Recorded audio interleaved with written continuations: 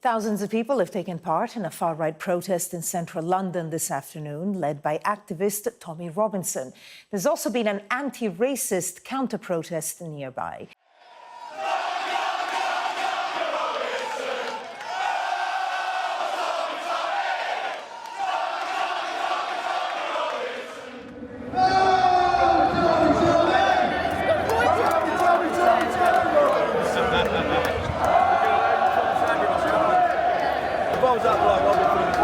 And when I want to finish by saying this. You all need to remember why you are here. These are our memories. But what we do today is for the children and their futures, so they do not have to go through what we go through. Now, freedom of speech. What does it cost you in your family to speak the truth and speak freely? Probably not as much as it costs some. Why South Africa, Mariah Khan, is why I have so much respect for ex-Muslims. Because when they speak out, they risk losing everything. As well as being punishable by death. So we've got an audience in Mariah Khan to produce yourself. Give her a round of applause, everyone.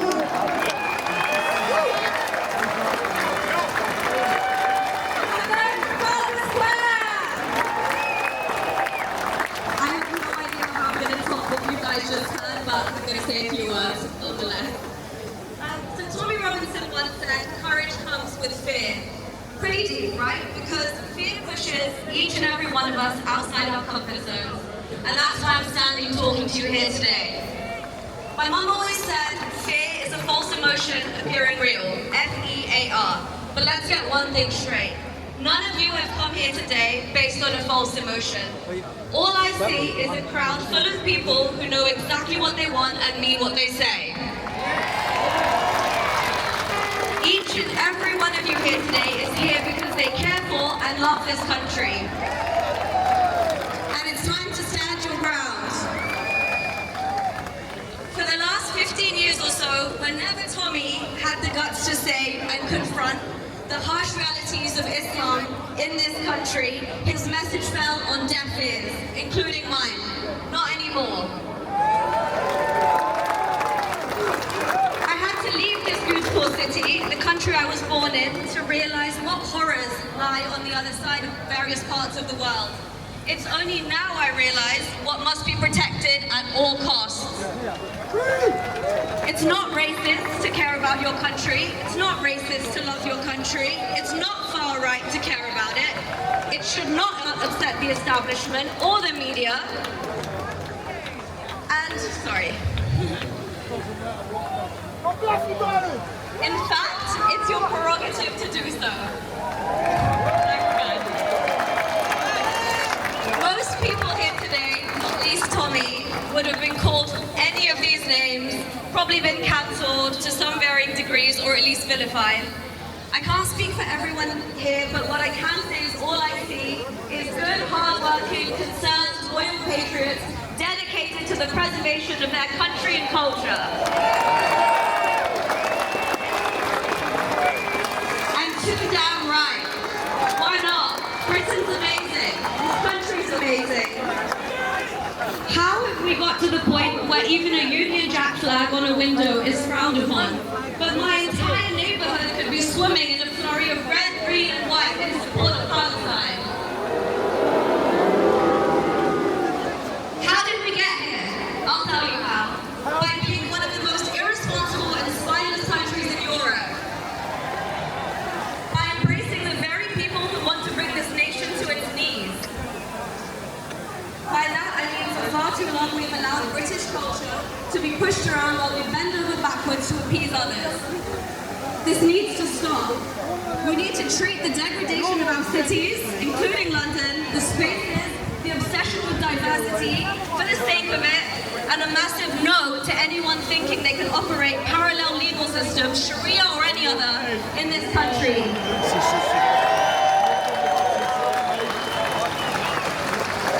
This is England.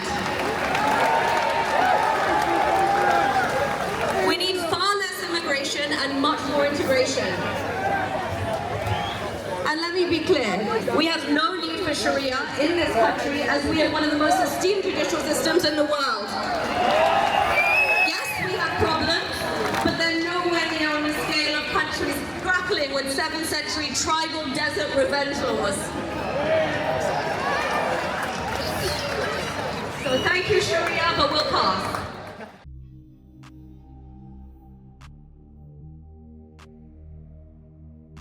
Tommy Robinson is a name that has become synonymous with controversy, far-right activism, and polarising presence in British society. For some, he is a crusader for free speech and a voice for the disenfranchised, a man unafraid to speak out against what he perceives as the dangers posed by radical Islam and unchecked immigration. For others, he is a dangerous provocateur, a criminal who has repeatedly broken the law in his pursuit of an agenda that has fanned the flames of division and hatred across the United Kingdom. Born Stephen Christopher Yaxley Lennon in 1982 in Luton, Bedfordshire, Mr. Robinson's rise to notoriety is deeply intertwined with the social political fabric of modern Britain. From his early days as a leader of the English Defence League (EDL) to his more recent ventures as a media personality and political agitator, Mr. Robinson has always been at the centre of controversy. His actions have led to numerous arrests and convictions, making him as much a figure of legal scrutiny as he is of public discourse. This story aims to take an in-depth look into the life of Tommy Robinson, exploring the complex and often disturbing world that he has both shaped and been shaped by. In the chapters that follow, we will examine Mr. Robinson's journey from his early life in a working class town to his ascent to the figurehead of a far-right ideology in the UK. We will delve into the crimes he has committed, from incitement to violence to fraud, and the legal battles that have ensued as a result. This story was not just a recounting of Mr. Robinson's criminal history, it is also an exploration of the power he has wielded and the influence he continues to exert on both his supporters and the broader society. Mr. Robinson's story is not just a tale of one man, it is a reflection of the divisions and tensions that characterise contemporary Britain. His rhetoric has resonated with many who feel left behind by globalisation, alienated by multiculturalism, and threatened by the changes they see around them. Yet his influence extends beyond those who agree with him. The media, the judiciary, and the public at large have all been forced to confront the challenges posed by a figure who thrives on controversy and defies easy categorization. In telling this story, we will not shy away from the darker aspects of Mr. Robinson's life and career. The crimes he has committed are not just legal infractions, they are actions that have had real and often devastating consequences for individuals and communities. By examining these crimes in detail, we aim to shed light on the methods Mr. Robinson has used to achieve his goals, the impact of his actions on his victims, and the broader implications for the law and order in the UK. At the same time, we will explore the agenda that drives Mr. Robinson, a mix of nationalism, anti-Islam sentiment, and a claimed defence of free speech. We will analyse how this agenda has evolved over time, how it has been received by different segments of society, and the ways in which it has been both supported and opposed by various institutions, including the media and legal system. This story will not attempt to vilify or glorify Tommy Robinson, rather it is an attempt to understand him and dissect the lives and crimes of a man who has become one of the most divisive figures in recent British history. In doing so,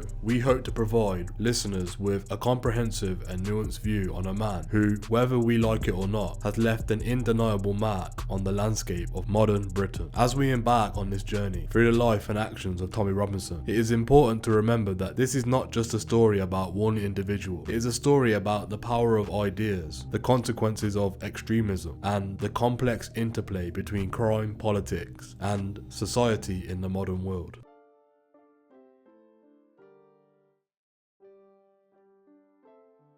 Stephen Christopher Yaxley Lennon, known to the world as Tommy Robinson, was born on November 27th, 1982 in Luton, Bedfordshire. Luton, a town located about 30 miles north of London, was once a thriving industrial hub known for its car manufacturing and hat making industry. However, by the time Mr. Robinson was born, Luton had already begun its transformation into a town marked by economic decline and increasing social tension. Mr. Robinson's parents divorced when he was still a young child, child, an event that would have a significant impact on his formative years. Raised primarily by his mother, a former Irish Catholic who later remarried, Mr. Robison adopted his stepfather's surname, Lennon. His biological father, who he had limited contact with, had little influence on his upbringing. Mr. Robinson's early life was shaped by a complex mix of familial relationships and a sense of belonging that he would later seek to replace with a sense of identity rooted in his town and its struggles. Luton was not just the backdrop of Mr. Robinson's early life, it was a significant influence on his worldview. By the 1980s and 1990s, Luton had become a town known for its ethnic diversity, home to a significant population of South Asian immigrants, many who were Muslim. The town's demographic changes, coupled with economic hardships, created an environment ripe for tension. For many working class white families like Mr. Robinson's, the presence of a growing immigrant community was seen as a threat to their way of life, fueling resentment and a sense of alienation. Mr. Robinson grew up in a household where these tensions were palpable. Conversations about them versus us were not uncommon, and a young Stephen absorbed the frustrations of those around him. This environment laid the groundwork for his views he would later espouse, as he sought to channel his anger and disillusionment he witnessed into a broader narrative about identity, belonging, and perceived justice. Mr. Robinson attended Butteridge High School in Luton, where he was known as a bright student with potential. However, he was also known for his rebellious streak and a tendency to challenge authority. This rebelliousness, combined with the simmering tensions of his home life and environment, began to manifest in his behaviour at school. Teachers noted his intelligence, but also his quick temper and unwillingness to back down from a fight, traits that would later characterise much of his personal persona. During his teenage years, Mr. Robinson began to associate with a local football firm, a group of supporters known for their involvement in hooliganism. This exposure to the more violent and tribal aspects of football culture further fueled his sense of belonging to a community that was at odds with the changing face of Luton. It was during this time that Mr. Robinson began to form an identity that would later become central to his activism, a defender of his people against what he perceived as the encroachment of others. Mr. Robinson's first encounters with the police came not long after he left school. By the age of 16, he had already been involved in several altercations that had drawn the attention of local police authorities. These early brushes with the police were not yet serious, but they marked the beginning of a pattern that would define much of his adult life: a willingness to confront authority and a refusal to accept the consequences of his actions without a fight. At the age of 18, Mr. Robinson was convicted of assaulting an off-duty police officer who had intervened in a domestic dispute involving his then girlfriend. The incident, which resulted in a 12-month prison sentence, later reduced on appeal, was a turning point for Mr. Robinson. It was his first significant experience with the criminal justice system, and it left him with a deep-seated resentment towards what he perceived as an unfair system that was biased against people like him. The events of September the 11th, 2001 marked a significant turning point in Mr. Robinson's life. Like many others around the world, Mr. Robinson watched in horror as the Twin Towers of the World Trade Center collapsed. But for Mr. Robinson, the events of 9/11 were more than just a tragedy. They were a catalyst for his growing suspicion and resentment towards Islam. He began to view Muslims not just as part of Luton's diverse community, but as a potential threat to the very fabric of British society. This shift in perspective was reinforced by local events. Luton had a history of producing radical Islamic preachers, and in the years following 9/11, the town became associated with several high-profile cases of radicalisation. For Mr. Robinson, these developments confirmed his worst fears and provided the justification for the anti-Islam rhetoric that would become central to his later activism. In 2004, Stephen Yaxley Lennon adopted the name Tommy Robinson, a pseudonym taken from a well-known Luton football hooligan. The choice of name was symbolic, reflecting Mr. Robinson's desire to create a public persona that was separate from his personal life, a persona that was tough, unyielding, and ready to defend his community by any means necessary. The adaptation of his new identity was also the beginning of a more organised approach to his activism. No longer content with being just another angry young man, Mr. Robinson began to position himself as a spokesperson for a growing segment of the population that felt marginalised and ignored by mainstream politics. His early efforts were small scale and local, but they laid the foundation for a far more significant role he would soon play in British society. By the time he had adopted the name Tommy Robinson, Robinson, Stephen Yaxley Lennon was already well on his way to becoming one of the most controversial figures in Britain. His early life had been marked by a series of influences and events that shaped his worldview, his family background, the tensions in Luton, his brushes with the police, and the impact of global events like 9/11. This chapter of his life set the stage for everything that would follow. It was here, in the gritty streets of Luton, that Mr. Robinson's sense of identity and purpose began to take shape. It was here that he learned to fight, both literally and metaphorically, for what he believed in. And it was here that the seeds of his later activism were sown, seeds that would grow into a movement that would both captivate and terrify a nation.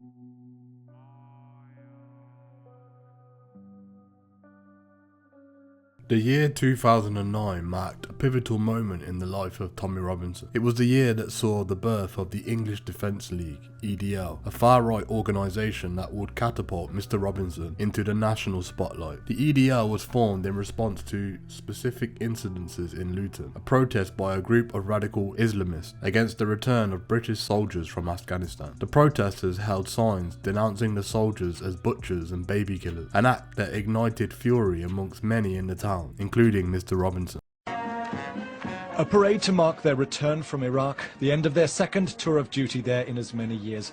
200 soldiers from the 2nd Battalion, the Royal Anglian Regiment, marched through the centre of Luton, welcomed home by thousands, but also along the route of protest. Muslim demonstrators with placards and anti-war slogans. One chant, British soldiers go to hell. The parade continued, but after the soldiers had passed, there were more angry scenes as the demonstrators were shouted down. Many who'd come to welcome the regiment and support the parade felt the demonstration should not have been allowed. Demonstration, disgusting, absolutely disgusting. If they've got something to protest about, there's a time and a place for it. Get a petition, go to Downing Street.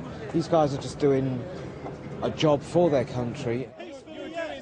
The demonstration was small. Those taking part were moved away by police.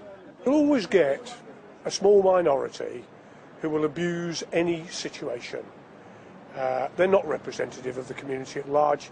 I don't think in the way that they do their business they're representative of the Muslim community either. The Royal Anglian Regiment was given the freedom of the borough several years ago to recognise its service, and today they were doing their best not to let what happened overshadow the purpose of the parade. Today isn't about politics, it's all about saying thank you to our local family and friends and showing that the Royal Anglian Regiment is part of the local community as their local infantry regiment. But there is little doubt that the protest, though limited in size, has caused a great deal of resentment.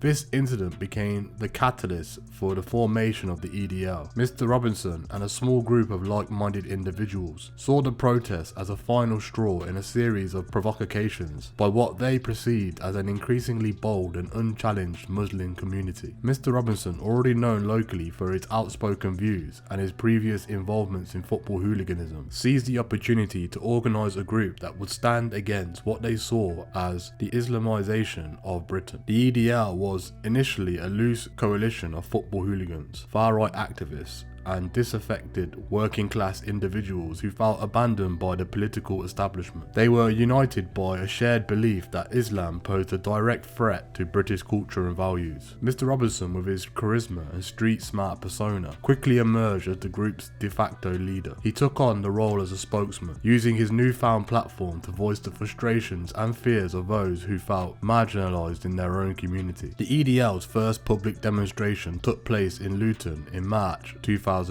What began as a small local protest quickly grew into a national movement. The media, eager for sensational stories, provided extensive coverage of the EDL's activities, which in turn attracted more supporters. Mr. Robinson and his fellow organisers capitalised off this attention, using social media and other online platforms to spread their message and coordinate actions across the country. The early days of the EDL were marked by frequent clashes with the police and counter-protesters. The group's demonstrations often held in towns and cities with significant Muslim populations, were deliberately provocative. They aimed to challenge what Mr. Robinson and his followers saw as the encroachment of Islamic culture into British life. These protests were characterised by violence, racist chants, and the display of offensive symbols, which only served to further polarise the public's perception of the group. Despite the EDL's reputation for thuggery and violence, Mr. Robinson was careful to present the group as a legitimate political movement. He insisted that the EDL was not racist, but rather anti-Islamist, and that its members were ordinary Britons standing up for their rights. This narrative resonated with a segment of the population that felt disenfranchised and ignored by mainstream politics, helping the EDL to grow rapidly in both size and influence. The media played a critical role in Mr. Robinson's rise to infamy. From the outset, the EDL's activities were a magnet for media attention. The group's provocative demonstrations, coupled with Mr. Robinson's combative and media-savvy persona, made for compelling news coverage. Mr. Robinson understood the power of media and used it to his advantage, crafting a public image that resonated with those who felt marginalised by the political establishment. Television appearances, newspaper interviews, and documentary features all helped to elevate Mr. Robinson's profile. While much of the coverage was critical, it also provided Mr. Robinson with a platform to spread his message. He became a frequent guest on talk shows and news programs, where he was often positioned as the voice of the disaffected working class, despite, or perhaps because of, the overwhelmingly negative portrayal of the EDL in the media. Mr. Robinson's notoriety grew. Mr. Robinson also mastered the use of social media, which allowed him to bypass traditional media gatekeepers and communicate directly with his supporters. Platforms like Facebook and YouTube became essential tools for organising EDL activities and spreading the group's message. Mr. Robinson's online presence was marked by a blend of populist rhetoric, personal anecdotes, and provocative statements, all designed to galvanise his base and attract new followers.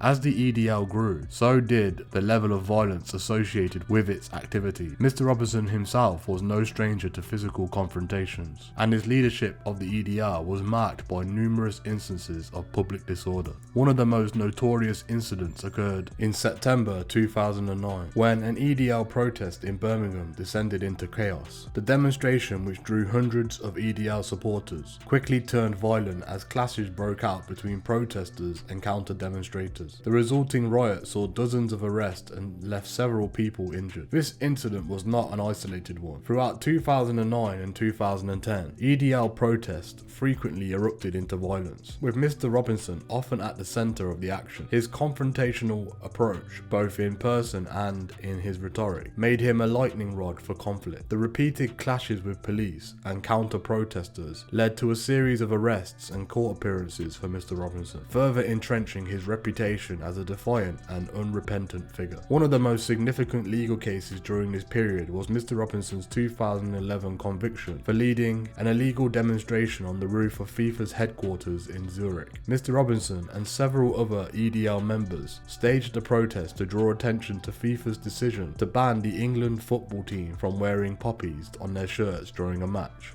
Mr. Robinson was convicted of public order offences and sentenced to 12 months in prison, though he ultimately served just 3 months. These legal troubles did little to deter Mr. Robinson or his followers. If anything, they only strengthened his image as a martyr for the cause, someone willing to sacrifice his own freedom in the fight against what he saw as the erosion of British values. Each arrest and conviction was framed as further evidence of a corrupt system that sought to silence those who dared to speak the truth. As the EDL gained prominence, Mr. Robinson's rhetoric began to evolve. What started as a local response to a perceived Islamist threat in Luton grew into a broader critique of multiculturalism and immigration in Britain. Mr. Robinson positioned himself not just as a defender of Luton, but as a champion of British identity as a whole. He rallied against what he saw as a failure of the political establishment to address the concerns of ordinary Britons, particularly those related to immigration and integration of Muslim communities. The ideological shift was accompanied by a growing emphasis on his role as a public figure. Mr. Robison began to see himself as more than just a leader of a far-right street movement. He started to position himself as a political commentator and activist, someone who could articulate the frustrations of a significant portion of the population. This self-perception was reinforced by the increasing attention he received from both supporters and critics. However, his ideological broadening also brought with it new challenges. As the EDL grew, it attracted a diverse range of supporters, some who held extremist views that went beyond Mr. Robinson's own rhetoric.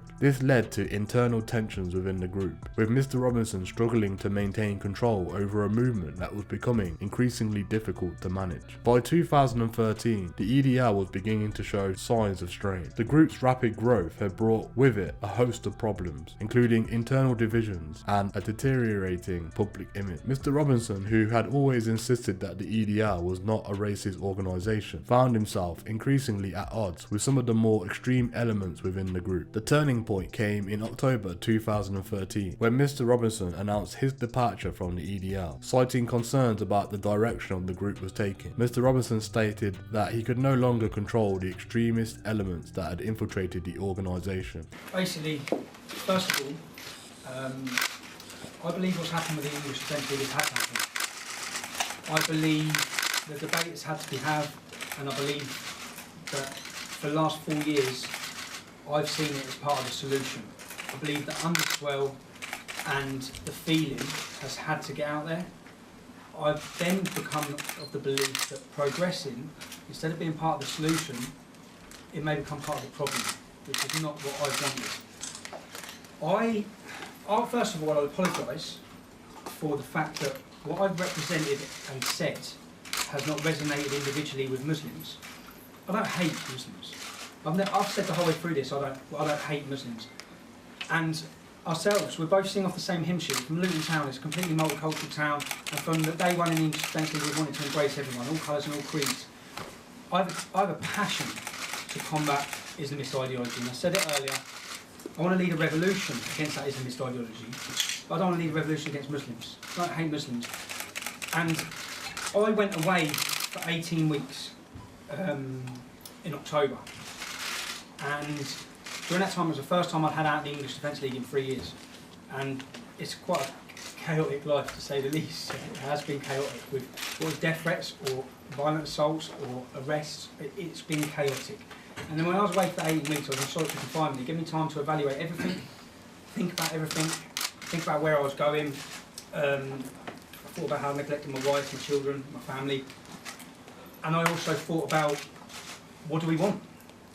What is it we want? People keep saying, well, you're doing this, which we are doing, and I still maintain. Each time we're doing demonstrations, it's a cry for help from Middle England. It's like, there are problems. We're not going to solve these problems by pretending they're not there. And quite frankly, that's what I've seen, everyone burying their head in the sand. So I asked myself a lot of questions when I was away, and what we want, and to achieve what we want, is I've got 3 young children. I want what's best for them.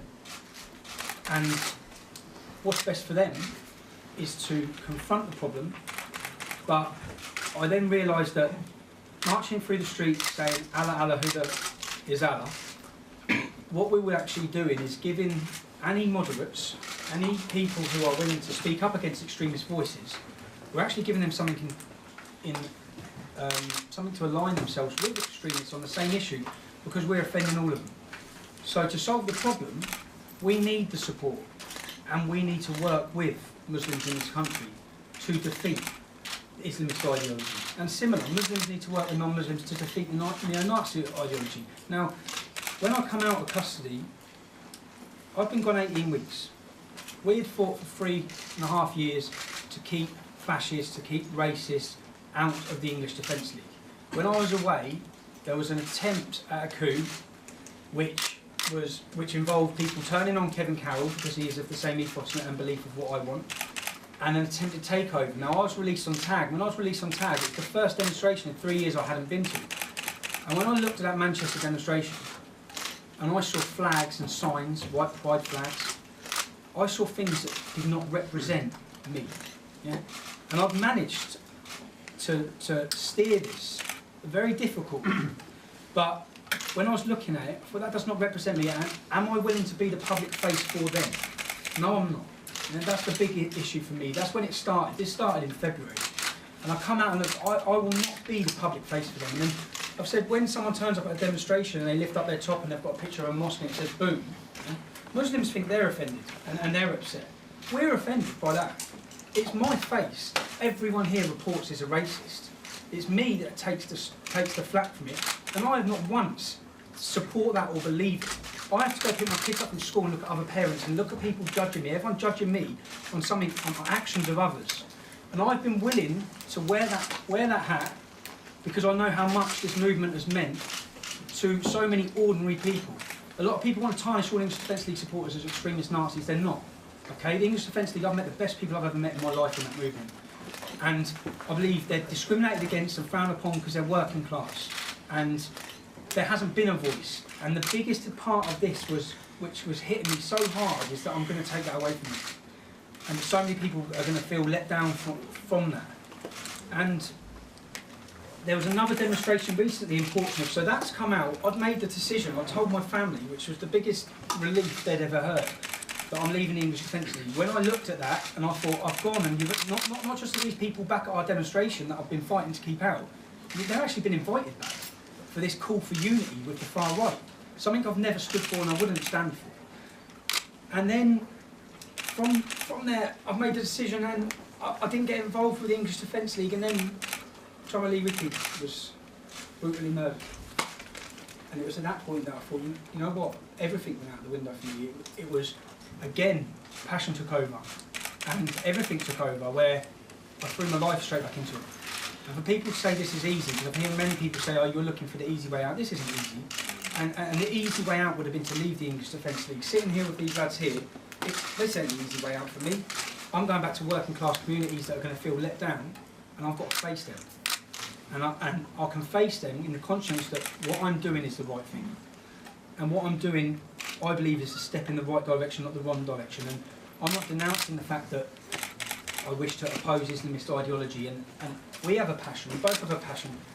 I despise Nazis as much as I despise Islamists. And anyone who's watched for the last 4 years, although it hasn't been reported, we've set fire to swastika flags. I get as many threats from neo-Nazis. I've had them come into my hometown and attack me in my pub, in my local pubs. So I've tackled it, and I wish to continue tackling and highlighting that problem, because what they've done is what we've tried to build with the English Defence League is a credible voice to combat it. They ruin everything. Because the minute a bottle's thrown, the minute racism is heard, no one's listening to our message of what we're trying to say, which is why so many Muslims out there automatically, when I see them, think I hate them. They think I hate them. I don't hate them. I don't hate them at all. But at the same time, I want to combat Islamist ideology. I'm not going to shy away from talking about issues that need to be spoken about. And that's where I'm at. Lee Rigby was killed. Moving on from that, there was a demonstration in Portsmouth where, again, I couldn't attend. To be honest, it's unsustainable for me to attend every demonstration with my family. I have 3 young children, I've neglected them enough, and the minute I don't attend, these rogue elements are back. Not just are they back, recently in Portsmouth, these splinter groups were giving speeches. Now, my decision then come that I don't want to be a public face for that. It's beyond my control. There's demonstrations being called in certain cities, in Bristol. I'm not in support of some of these demonstrations, and I'm not willing to be the public face for it. I also, then, in the middle of all this, I was on a journey with the BBC in a programme called When Tommy Met Mo. And when I met Mo Ansar, again, it strengthened my belief in what I do and what I say. It strengthened my belief in the fact that I met a representative who was supposed to be in charge of interfaith, who was an apologist. And he was apologising, and he did not accept one of the problems. In that documentary, I come across Osama. I went away. I'd already known the work William were doing for years. I'd read the reports and the policy change they'd brought about from tackling violent extremism to tackling non-violent extremism. For the last 4 years, I've said I'm not worried about the violent Muslim extremists on the streets. My problem is with the Islamist extremists that are working with our councils across the country. In my hometown, my representative of the Muslim community is an Islamist. So that was my problem. So when I saw the policy change they brought about, and then when Majid come and spoke to Mo Ansar, he put it on the table to Mo Ansar and picked him at all his faults, which I didn't expect any Muslim to do. So I then spoke with Majid about his views, my views, and to be honest, I found myself seeing like the same hymn sheet for what I see as a future and the way to progress forward. Now, a lot of people are saying, I've had it all day today, I'm getting a lot of people calling me a sellout, calling me a coward. Now, I have to be true to myself, I have to do what I think's right. This is what I think's right. I don't think there's any more powerful statement than us four sitting here today, in the face of Islamist extremism and in the face of extreme far-right, neo-Nazis, fascists, the splinter organisations that have been like vultures to the English Defence League. Now, at the same time, this voice has been created. There is a voice that's been created, and whether people like it or not, whether anyone likes it or not, millions of people across this country, when I've been talking, they're agreeing with what we're saying. They're not agreeing with the tactics or the extremism that's sometimes shown within the English Defence League, but it's hitting home with people. There's a reason why the English Defence League ended up having more online support than any political party in this country, because it's hitting home. Now, I weighed all this up. We have 2 documentaries ready to go. These documentaries would have brought more support to the English Defence League. The English Defence League is in a position where it can put more people on the street than it's ever been able to. Now, at that moment, we've made this decision. At that moment, rather than riding that wave for the next 12 months and continuing, it's not. People are saying bring a demonstration back to Luton. I don't see it's beneficial now to bring a demonstration back down to Luton. I believe the councils and government have seen a backlash, and to be honest, to get through 4 years without anyone getting seriously injured, and to get that groundswell of anger and frustration, which people have to accept. I condemn people for shouting Allah, Allah, who is Allah, and I condemn people for getting violent on demonstrations. But I understand where the anger and frustration is building, and the more you suppress a voice, the more extreme it will become. So people need to see, which I'm asking all my supporters who have followed me, to put faith in the decision we're making and follow in. I don't believe street protests and the way it's going is the way forward. I believe an opportunity has to be given to see if this can progress, and it can progress to be the debate, instead of being had out on the street, can be had in an arena that it is supposed to be had, where everyone can put what's out on the table and try and work this out in a democratic process. The whole way through this, we've said democracy is the answer, but I believe our political leaders and this whole era that we're in, which we are completely stuck in, of political correctness and cultural sensitivity that has seen the facilitation of race. It's seen everything, because people are so scared of being called a racist. What has to happen is that Muslims in this country have to listen to what we're saying. I don't hate Muslims, but if we're going to pick fault at Islamist ideologies, we can't be called Islamophobic all the time. You can't call everybody a racist. You can't shut down that debate. And for me, I see this as a huge, not just a statement. I'm dreading going home. I feel like I'm in a bubble, and I don't even think really I'll see the consequences of this for the next couple of days. Dominic over IB Times. Tommy, is it not the case of being forced out of the organisation you founded because you failed to control the supporters? And how dangerous are those elements in the organisation which are now gathered under the EDL banner? Look, I haven't been forced out. If you look at the reaction from the English Defence League today, they're devastated. The supporters are devastated. There's no forcing out. There's been no call for me to leave. Yeah? And when you talk about how dangerous are they, we need to put it into perspective. We've had 341 Muslims arrested for terrorism in the last 4 years. We've had no English Defence League supporters. So when you put it into perspective of danger, which is what I keep saying, the biggest threat is the Islamist ideology. Yes, rogue elements, far-right extremists, which I've tried to warn as well. I've said within 5-10 years, what you will have is people in this country blowing things up. Yeah? Breivik-style things. It's coming, okay? Unless this problem gets tackled. And that's not me wishing it or wanting it. It's the last thing I want. But I know it's going to be painful, and I pray that the English Defence League stays to the core root of how it was founded and the foundations we built on. But it's going to be very painful to watch possibly what becomes of it. Tommy Robison made his name with the English Defence League. Those days are over, and so, he says, are the hooligan tactics. We made errors in the past. We were a reaction. It was born out of passion, the English Defence League was. I've grown up a lot and I see the way it needs to go. We need to appeal to the masses. This has to be an organisation that people feel proud to say, yeah, I support what they're doing. His rise to prominence was due to his powers of organisation and public speaking. But his logic is less clear. Every single town and city that has a Muslim community has a segregated Islamic ghetto. There's no... That is rubbish. There is no... That is rubbish. No, it's not. There's no integration in this town. There's none. There is between all the other cultures and colours and faiths. There's none with the Muslims and non-Muslims. There's none. We're two polarised communities. It hasn't worked. And Angela Merkel also said multiculturalism has failed. David Cameron said the same. Angela Merkel has single-handedly destroyed Europe. Look at all the things that she's brought upon her people, her country's people. In my lifetime, National Front been and gone, BNP been and gone, EDL been and gone. Pegida's going to be the same. They're very different organisations. You can't even put all them into the same bracket. I think you can. No, then you can't, because the National Front... Minimal electoral impact. We're not on about it. I don't want to be an electoral impact with Pegida. It's not a political organisation.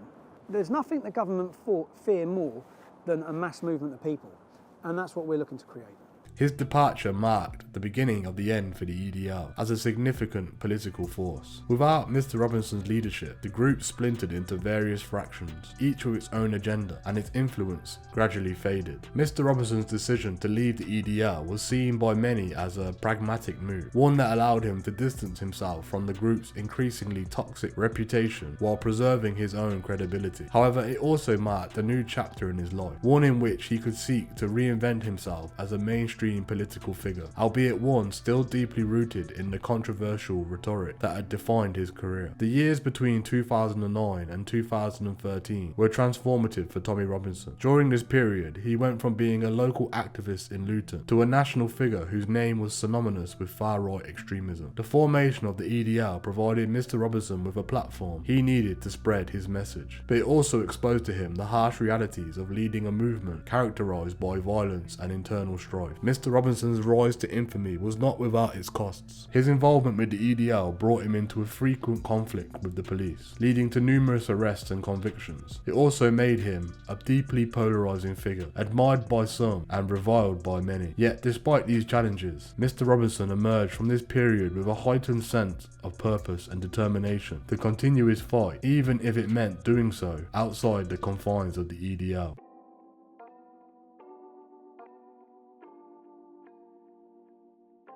As Tommy Robinson's public profile grew, so too did his criminal record. Over the years, Mr. Robinson has accumulated a significant number of criminal convictions, each of which paints a picture of a man who is not only willing to challenge the police, but also often seems revel in doing so. While some of his supporters view his repeated run-ins with the police as evidence of a biased system determined to silence him, others see his criminal record as a reflection of his reckless and confrontational nature. This chapter delves into Mr. Robinson's criminal activities, examining the specifics of his offences, the legal battles they sparked, and the broader implications of his actions. Mr. Robinson's first major brush with the law occurred in 2005, when he was convicted of assaulting an off-duty police officer. The incident took place outside a nightclub in Luton, where Mr. Robinson had been involved in a dispute with his then girlfriend. The officer, who intervened in an attempt to defuse the situation, was attacked by Mr. Robinson, resulting in a 12-month prison sentence. This conviction marked the beginning of a long series of legal troubles for Mr. Robinson and established a pattern of behaviour that would continue throughout his life, a tendency to react with violence and defiance when challenged. In the years that followed, Mr. Robinson was frequently involved in public order offences, particularly in connection with his activities as leader of the English Defence League (EDL). His participation in and organisation of protest often led to violent clashes with police and counter-protesters. One of the most notorious of these incidences occurred in September 2009 in Birmingham, when an EDL protest escalated into a full-blown riot. The violence resulted in multiple injuries and over 90 arrests, with Mr. Robinson himself being detained for his role in the chaos. Police have condemned protesters after violence on the streets of Birmingham. Police blame the English Defence League, which campaigns against Islamic fundamentalism, for the trouble. The group has told Midlands Today they won't be returning to Birmingham for a third time. Here's our correspondent, Peter Wilson. Heading for trouble, the streets of Birmingham were soon filled with hate. Anti-fascist groups came face to face with the English Defence League. New Street and surrounding areas became a battle zone.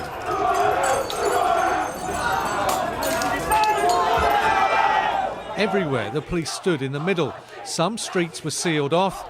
These were the first of 90 arrests. Saturday shoppers and tourists gazed in amazement.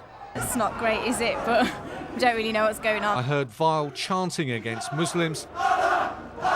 Even the propaganda posters didn't always match the official line of the EDL.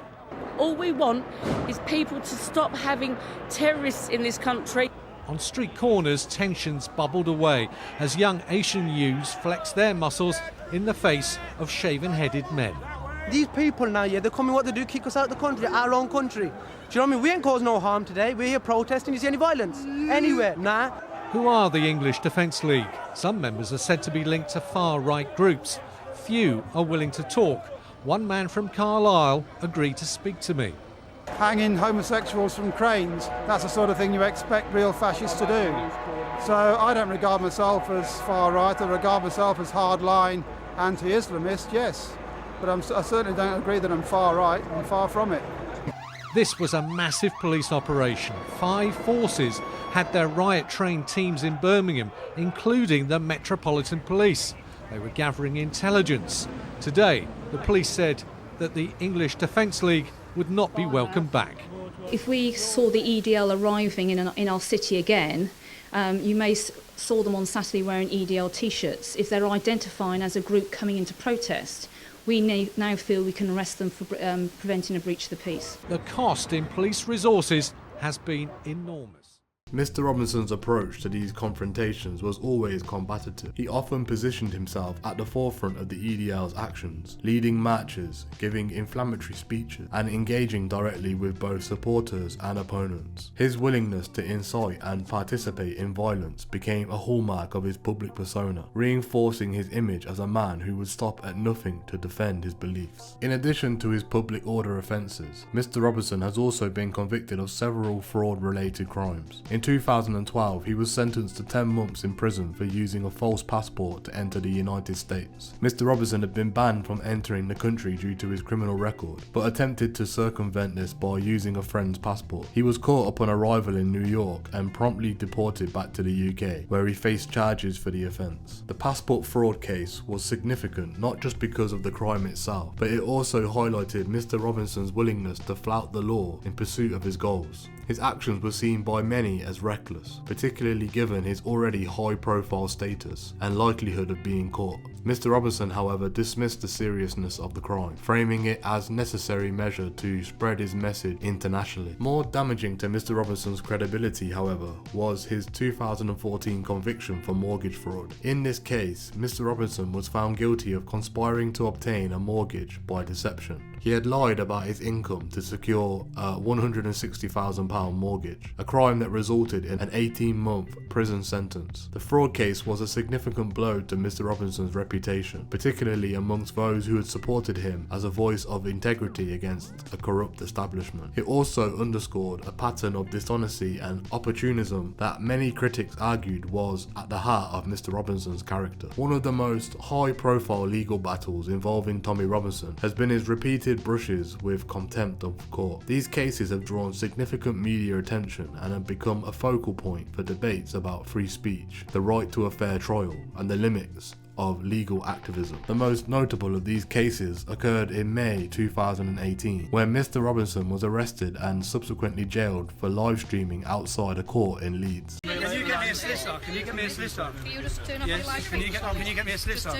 The case involved a group of Muslim men who were on trial for committing some of the most heinous and depraved acts imaginable against children, and Mr. Robinson's actions were deemed to have potentially prejudiced the trial. He was found guilty of contempt of court and sentenced to 13 months in prison, although this sentence was later reduced upon appeal.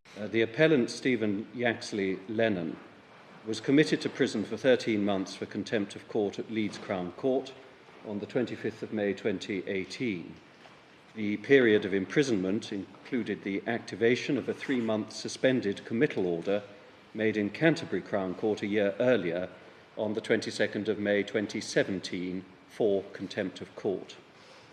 The appellant initially appealed to this court only against the sentence imposed upon him in Leeds, but later he applied for extensions of time to enable him to appeal against the findings of contempt made against him in both Crown Courts.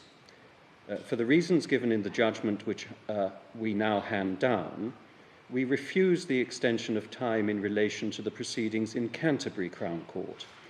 The appellant unequivocally accepted that he was in contempt of court in a way clearly identified to him, and the procedure that was followed was fair. We grant the extension of time in respect of the finding of contempt in Leeds Crown Court and allow the appeal against that finding for the detailed reasons set out in the judgment, essentially because the process was flawed. We direct that the matter be remitted for a rehearing before the Recorder of London, sitting at the Central Criminal Court, as soon as reasonably possible. In the meantime, the appellant will be released from custody.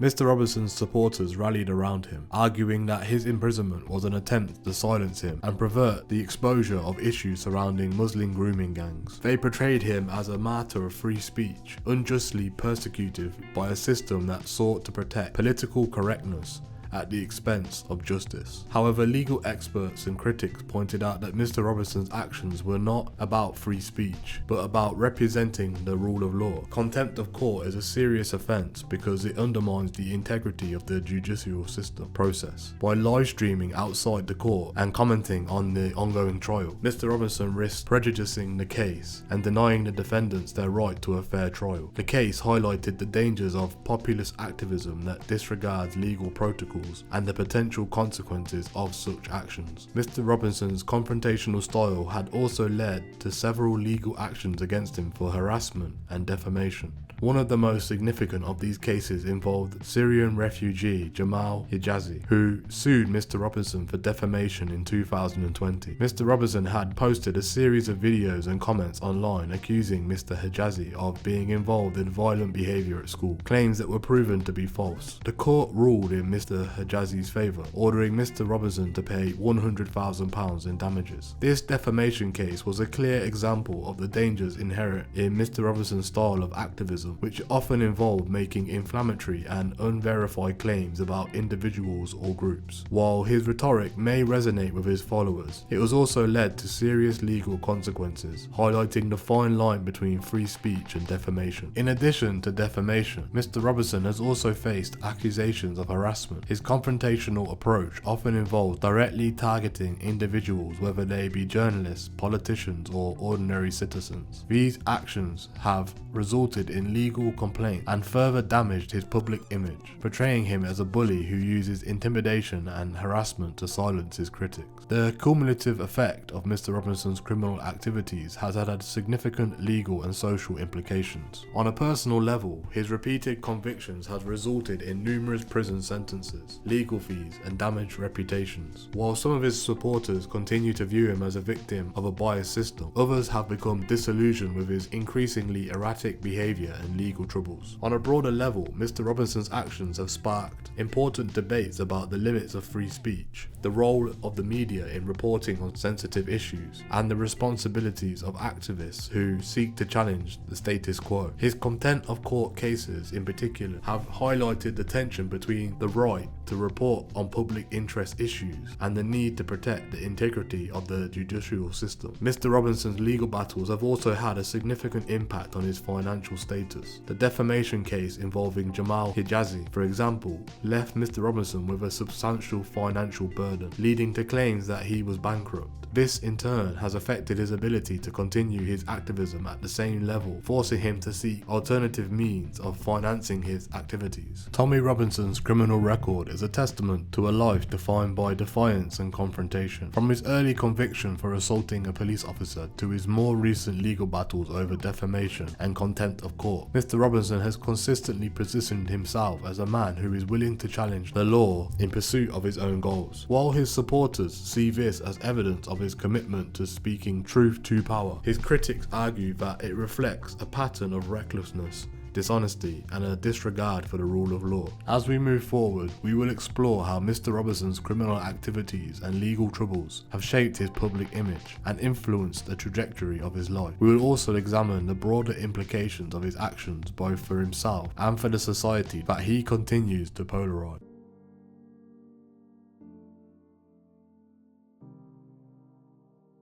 As Tommy Robinson's public profile grew, so too did the clarity and articulation of his agenda. What began as a local reaction to perceived injustices in Luton expanded into a broader narrative about the dangers of Islam, the failures of multiculturalism, and the erosion of British identity. Mr. Robinson's agenda was not merely a personal vendetta. It became a rallying cry for a segment of the population that felt ignored by mainstream politics and threatened by the rapid social changes taking place in the United Kingdom. In this chapter, we will explore the key components of Mr. Robinson's agenda, analyse how he framed his arguments, and examine the influence he has wielded over both his supporters and the broader public discourse. We will also delve into the connections between Mr. Robinson and other far-right figures, as well as the role of social media in amplifying his message. At the core of Mr. Robinson's agenda is an overwhelming opposition to Islam, which he portrays as incompatible with Western value and a direct threat to British society. This narrative has been a consistent theme throughout his activism, from his early days with the English Defence League (EDL) to his later endeavours as a political commentator and author. Mr. Robinson's critique of Islam is often framed around specific issues, such as the alleged failure of Muslim communities to integrate into British society, the supposed prevalence of extremism within these communities, and the occurrence of crimes such as grooming gangs. He has frequently pointed to high-profile cases involving Muslim offenders as evidence of a broader cultural problem, using these incidences to support his claims that Islam poses an existential threat to the UK. One of Mr. Robinson's most infamous slogans, "There is no such thing as moderate Islam," encapsulates his belief that Islam, by its very nature, is extremist, and even Muslims who do not engage in violent acts are complicit in perpetrating an ideology that he views as dangerous. This rhetoric has drawn widespread criticism from those who argue that it unfairly stigmatizes an entire religion and its adherents, contributing to Islamophobia and social division. However, Mr. Robinson's supporters see his stance on Islam as a courageous stance against political correctness and the unwillingness of a political establishment to address what they perceive as genuine concerns about the integration of Muslim communities. For these followers, Mr. Robinson's willingness to speak out against Islam, despite the legal and social consequences, is seen as evidence of his integrity and commitment to protecting British values. Mr. Robinson's opposition to Islam is closely tied to his broader critique of multiculturalism, which he views as a failed social experiment that has led to the fragmentation of British society. He argues that the policy of multiculturalism, which encourages the coexistence of diverse cultures within a single society, has resulted in the creation of segregated communities that do not share a common set of values or loyalties. According to Mr. Robinson, multiculturalism has allowed radical ideologies to flourish within these communities, particularly in Muslim majority areas, where he claims that British laws and customs are often ignored in favour of religious or cultural practices that are incompatible with the broader society. He has frequently cited examples of what he describes as no-go zones in British city areas, where he claims non-Muslims and even law enforcement are not welcome,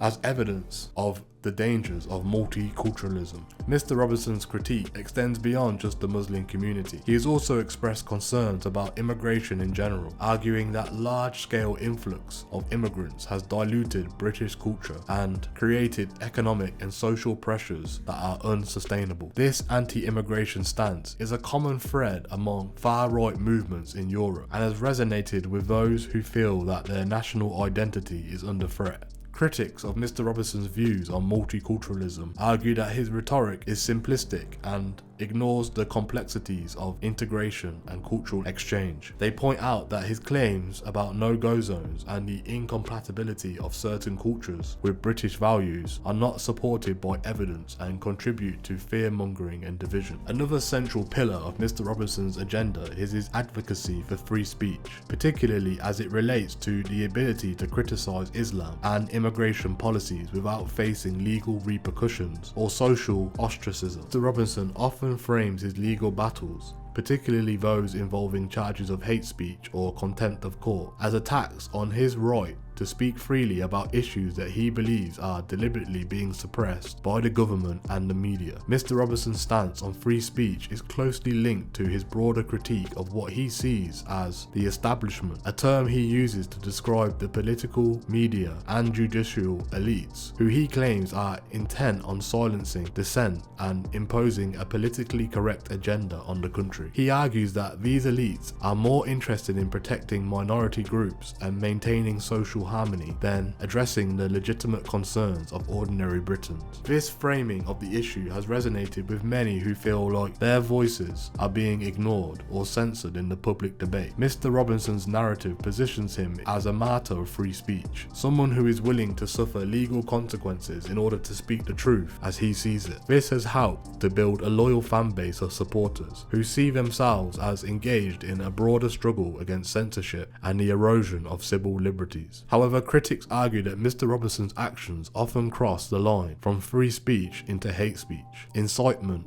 and defamation. They point out that freedom of expression comes with responsibilities, particularly when it comes to avoiding harm to others and maintaining the integrity of the judicial process. Mr. Robison's frequent legal troubles, they argue, are not evidence of a crackdown on free speech, but rather the result of his disregard for the law. Mr. Robison's rhetoric has had a significant influence on the public discourse in the UK, particularly amongst those who share his concerns about immigration, Islam and multiculturalism. His ability to articulate these issues in a way that resonates with a certain segment of the population has made him a key figure in the rise of the far-right movement in Britain. One of the ways in which Mr. Robison's influence can be measured is by the extent to which his language and ideas have been adopted by other far-right figures and movements. Mr. Robison has often collaborated with or been endorsed by prominent far-right personalities both in the UK and internationally, and his ideas have found a receptive audience amongst those who feel that mainstream politics no longer represent their interests.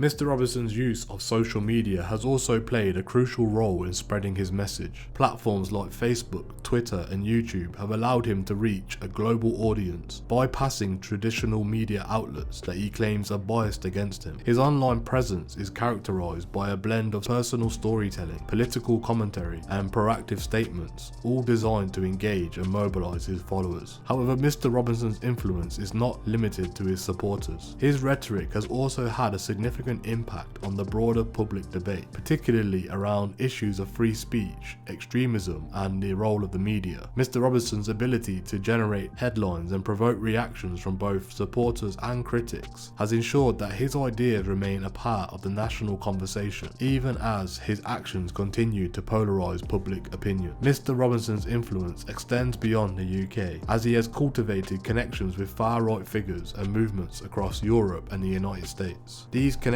have helped to amplify his message and position him as part of a broader international network of right-wing activists who share similar concerns about immigration, Islam, and the preservation of national identity. One of the most notable of these connections is Mr. Robison's relationship with the American far-right media outlet Breitbart News and its former executive chairman, Steve Bannon. Mr. Bannon, who played a key role in the election of Donald Trump and the promotion of nationalist movements globally, has publicly supported Mr. Robison and praised him as a fighter for the people. This endorsement has helped raise Mr. Robison's public profile internationally and has provided him with a platform to reach an American audience. Mr. Robison has also forged ties with European far-right parties and movements, such as the French National Rally, formerly known as the National Front, the Dutch Party for Freedom led by Geert Wilders, and the Italian League Party under Matteo Salvini. Those connections have allowed Mr. Robison to participate in international conferences, rallies and media events, where he has shared his experiences and strategies with like-minded activists. These international connections have not only extended Mr. Robison's influence, but have also helped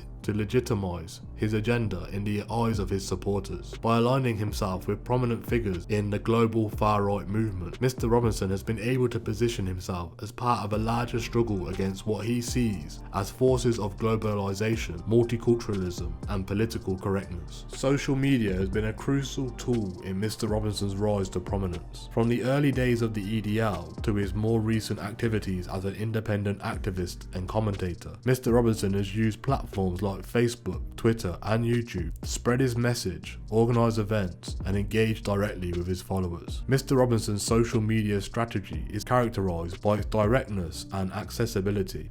Unlike traditional media, which often portrays him in a negative light, social media allows Mr. Robinson to present himself in his own terms. He frequently uses live streaming and video posts to share his thoughts on current events, respond to critics, and provide updates on his legal battles and activism. This unfiltered access to his audience has been a key factor in maintaining his relevance and influence. However, Mr. Robinson's use of social media has also been controversial. His posts are often inflammatory and provocative, designed to elicit strong reactions from both supporters and opponents. This approach has led to multiple suspensions and bans from various social media platforms, which Mr. Robinson and his followers have framed as further evidence of a conspiracy to silence him. Despite these challenges, Mr. Robinson has continued to find ways to reach his audience. He has used alternative platforms such as Telegram and Parler, which are less likely to censor his content. He has encouraged his followers to support him through crowdfunding and subscription-based services. This adaptability has allowed Mr. Robinson to maintain a strong online presence, even as the major platforms have sought to limit his reach. The impact of Mr. Robinson's agenda on British society is complex and multifaceted. On one hand, his rhetoric has undoubtedly contributed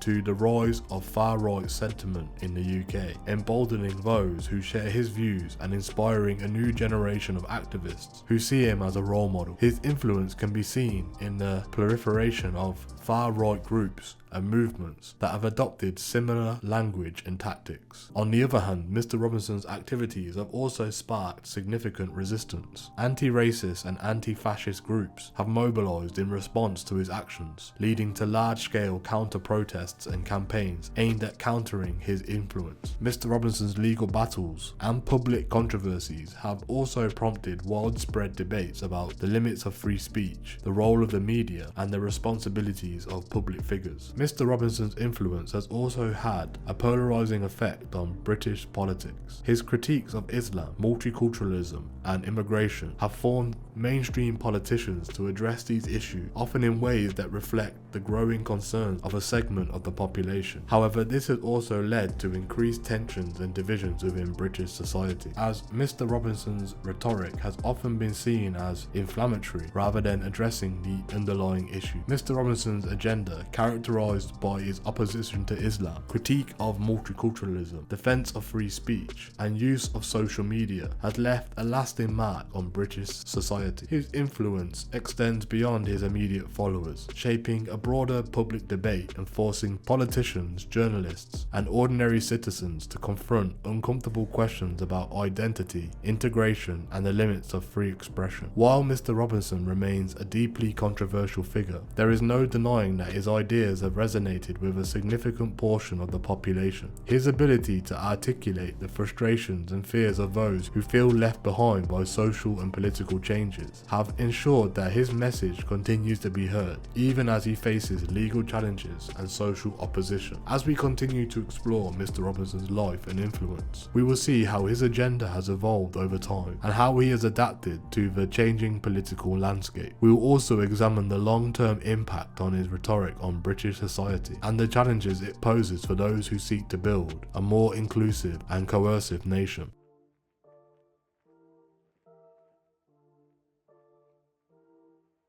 As Tommy Robinson's influence grew, so did the consequences of his actions. While his rise to prominence brought him a dedicated following and a significant platform, it also led to a series of personal, legal, and social repercussions that have shaped his life and career. This chapter explores the fallout from Mr. Robinson's activism, focusing on the impact it has had on his personal life, his supporters, his critics, and British society as a whole. Mr. Robinson's journey is a complex one, marked by victories and setbacks, moments of triumph, and periods of intense scrutiny. As we delve into these consequences, we will examine how Mr. Robinson has navigated the challenges he had faced, and what these challenges reveal about the broader social and political landscape in the UK. Mr. Robinson's activism has come at significant personal cost. Over the years, he has faced multiple arrests, convictions, and prison sentences, each of which has taken a toll on his personal life. The strain on his family has been immense, with his wife and children frequently thrust into the public eye as a result of his actions. The constant legal battles and the threat of imprisonment have also placed a significant burden on Mr. Robinson's mental and emotional well-being. One of the most significant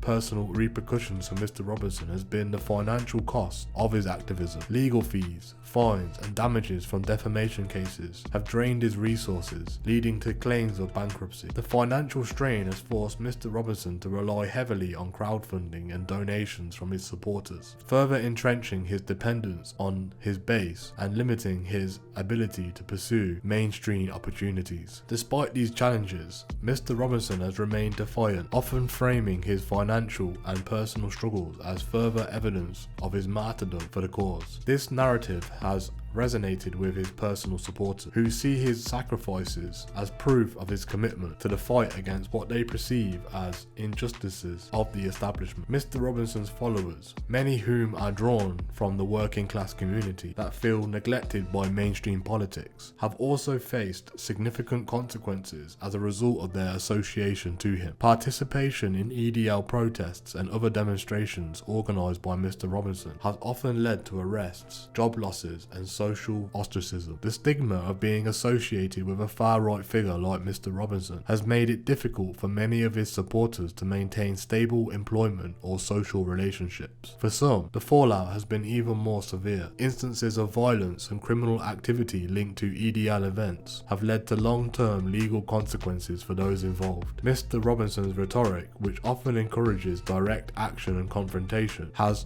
sometimes inspired followers to engage in behaviour that has had serious personal and legal repercussions. Despite these challenges, Mr. Robinson's supporters remain fiercely loyal. They see the personal sacrifices they have made as necessary for the greater good, and they continue to rally around Mr. Robinson, viewing him as a leader who is willing to face the same risks and hardships that they do. This loyalty is a testament to Mr. Robinson's ability to inspire a deep sense of belonging and purpose amongst his followers, even in the face of significant adversity. The fallout from Mr. Robinson's activism has not been limited to his supporters. It has also had a profound impact on those who oppose him. Anti-racist and anti-fascist groups have mobilised in response to Mr. Robinson's actions, leading to a series of high-profile counter-protests, campaigns, and legal challenges aimed at curbing his influence. These efforts have been driven by a deep concern about the rise of far-right extremism in the UK and the potential for Mr. Robinson's rhetoric to incite violence and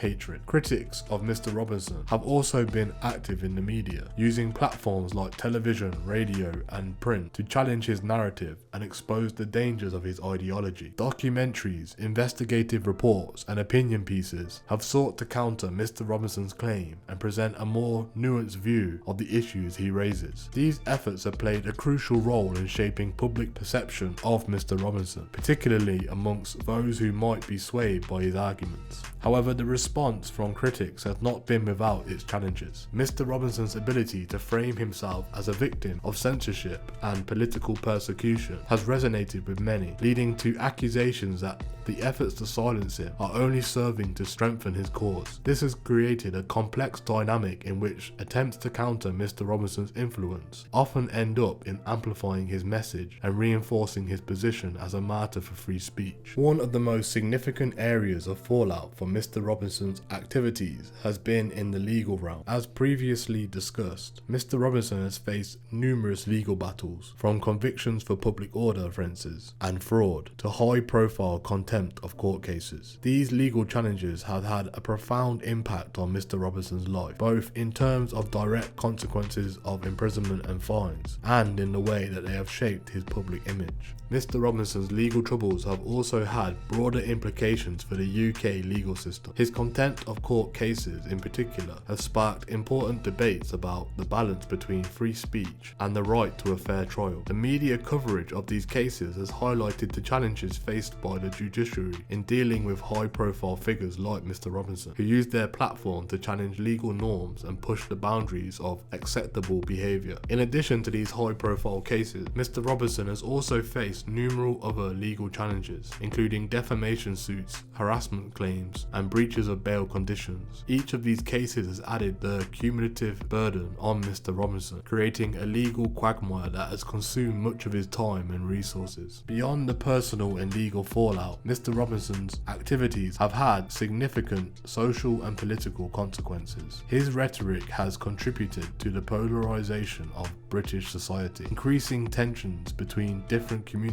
and fueling the far-right sentiment. The public debate sparked by Mr. Robinson's activism forced politicians, journalists and ordinary citizens to confront uncomfortable questions about identity, immigration and the limits of free speech. Mr. Robinson's influence has also had a notable impact on British politics. His critique of Islam, multiculturalism and the political establishment have had a receptive audience amongst those that feel that mainstream parties are not addressing their concerns. This has contributed to the rise of populist and far-right movements in the UK, who have sought to capitalise off the same issues that Mr. Robinson has highlighted. However, Mr. Robinson's impact on politics has also been a double-edged sword. While he has succeeded in bringing certain issues to the forefront of public debate, he has also been a decisive figure, alienating potential allies and limiting his ability to build a broad-based movement. His confrontational style and frequent legal troubles have made it difficult for him to be taken seriously by mainstream politicians and media, limiting his influence to the fringes of the political spectrum. As Mr. Robinson's legal battles continue and his influence waxes and wanes, the question of his long-term legacy remains an open one. Will he be remembered as a champion of free speech and a defender of the British values, or as a decisive figure who contributed to the far-right extremism in the UK? The answer to this question will depend largely on how his story is told in the years to come and how the issues he has raised continue to evolve. One of the key factors in shaping Mr. Robinson's legacy will be the ongoing debate about the role of free speech in a democratic society. Mr. Robinson has positioned himself as a martyr for free speech, arguing that his legal troubles are a result of a concerted effort to silence him. This narrative has resonated with many, particularly in the area where concerns about censorship and the suppression of dissenting voices are increasingly prominent. However, critics argue that Mr. Robinson's actions go beyond the bounds of free speech and enter into the realm of hate speech,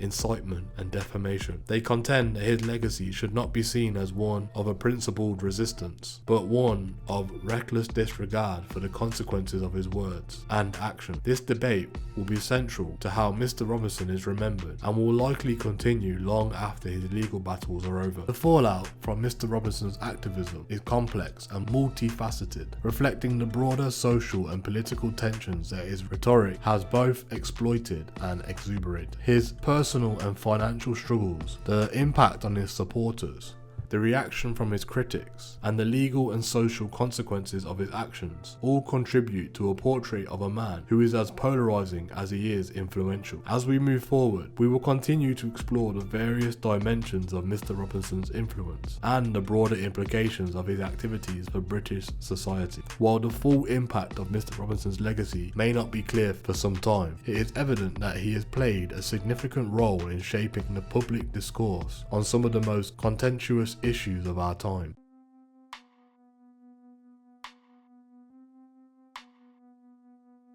Tommy Robinson's rise to prominence has been as much as a product of media coverage and public reaction as it has been of his own actions. Throughout his career, the way he has been portrayed by the media and perceived by the public has played a crucial role in shaping his influence, his agenda, and his legacy. This chapter delves into the multifaceted relationship between Mr. Robinson, the media, and the public, exploring how different narratives have been constructed around him and the impact these narratives have had on his influence and public perception. From sensationalist headlines to in-depth documentary, Mr. Robinson has been both vilified and valorized by different segments of the media. Public reaction to him has been equally polarized, with some viewing him as a truth teller and others as a dangerous agitator. This chapter will explore those dynamics, examining the strategies Mr. Robinson has used to manipulate media coverage, the ways in which different media outlets have approached his story, and the broader social implications of how he has been portrayed. The mainstream media has played a significant role in shaping public perception of Tommy Robinson. From the early days of the English Defence League (EDL), Mr. Robinson has been a fixture in British media, often featured in news reports, interviews and documentaries. The coverage has been overwhelmingly negative, with many outlets portraying Mr. Robinson as a far-right extremist, a provocateur and a criminal. Newspapers such as The Guardian, The Independent and The Mirror have consistently highlighted Mr. Robinson's criminal record, his association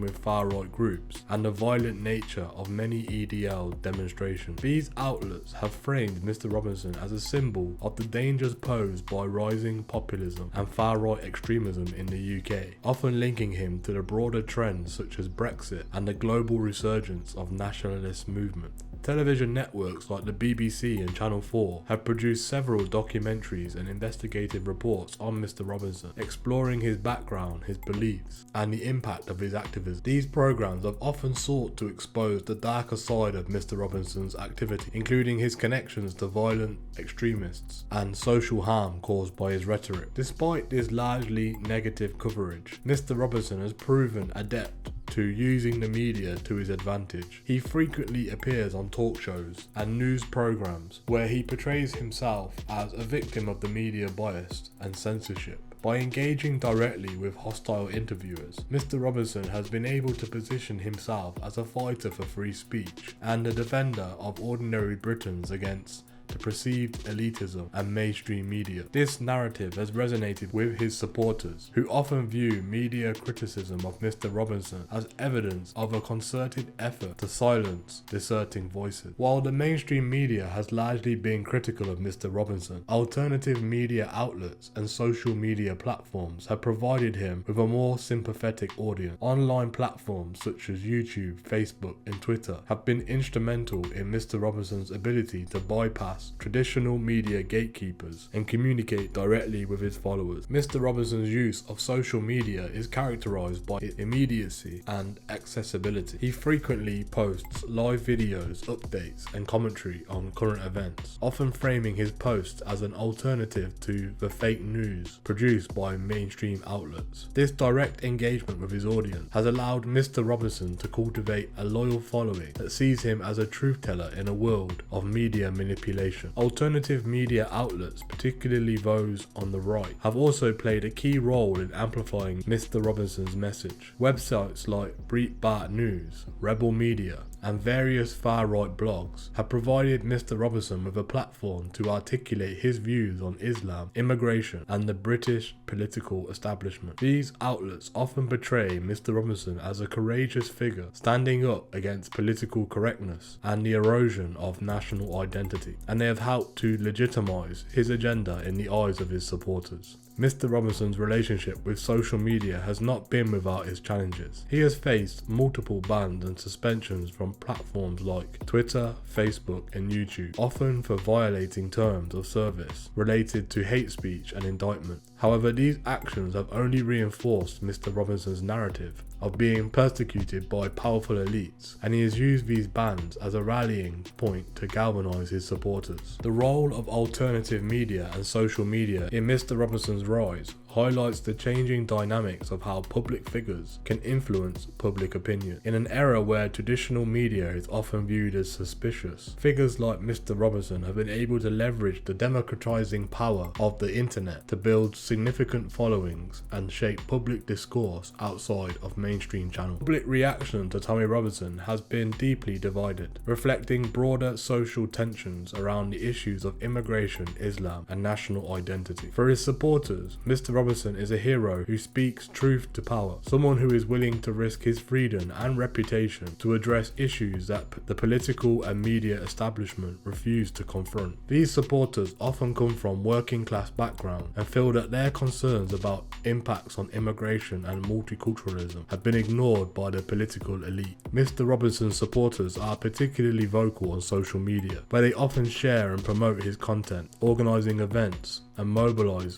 around key issues. This online activism has helped to sustain Mr. Robison's influence, even in the face of legal challenges and media criticism. For many of his followers, Mr. Robison is more than just a political figure. He is a symbol of resistance against a system they believe has failed them. On the other side of the divide are those who view Mr. Robison as a dangerous extremist who exploits fear and prejudice for personal gain. Critics argue that his rhetoric has contributed to the rise of Islamophobia and social division in the UK, and they are deeply concerned about the impact of his message on vulnerable communities. For these critics, Mr. Robison's actions are not just about free speech or defending British values, but stoking hatred and undermining social cohesion. Public opinion polls on Mr. Robison reflect this polarization.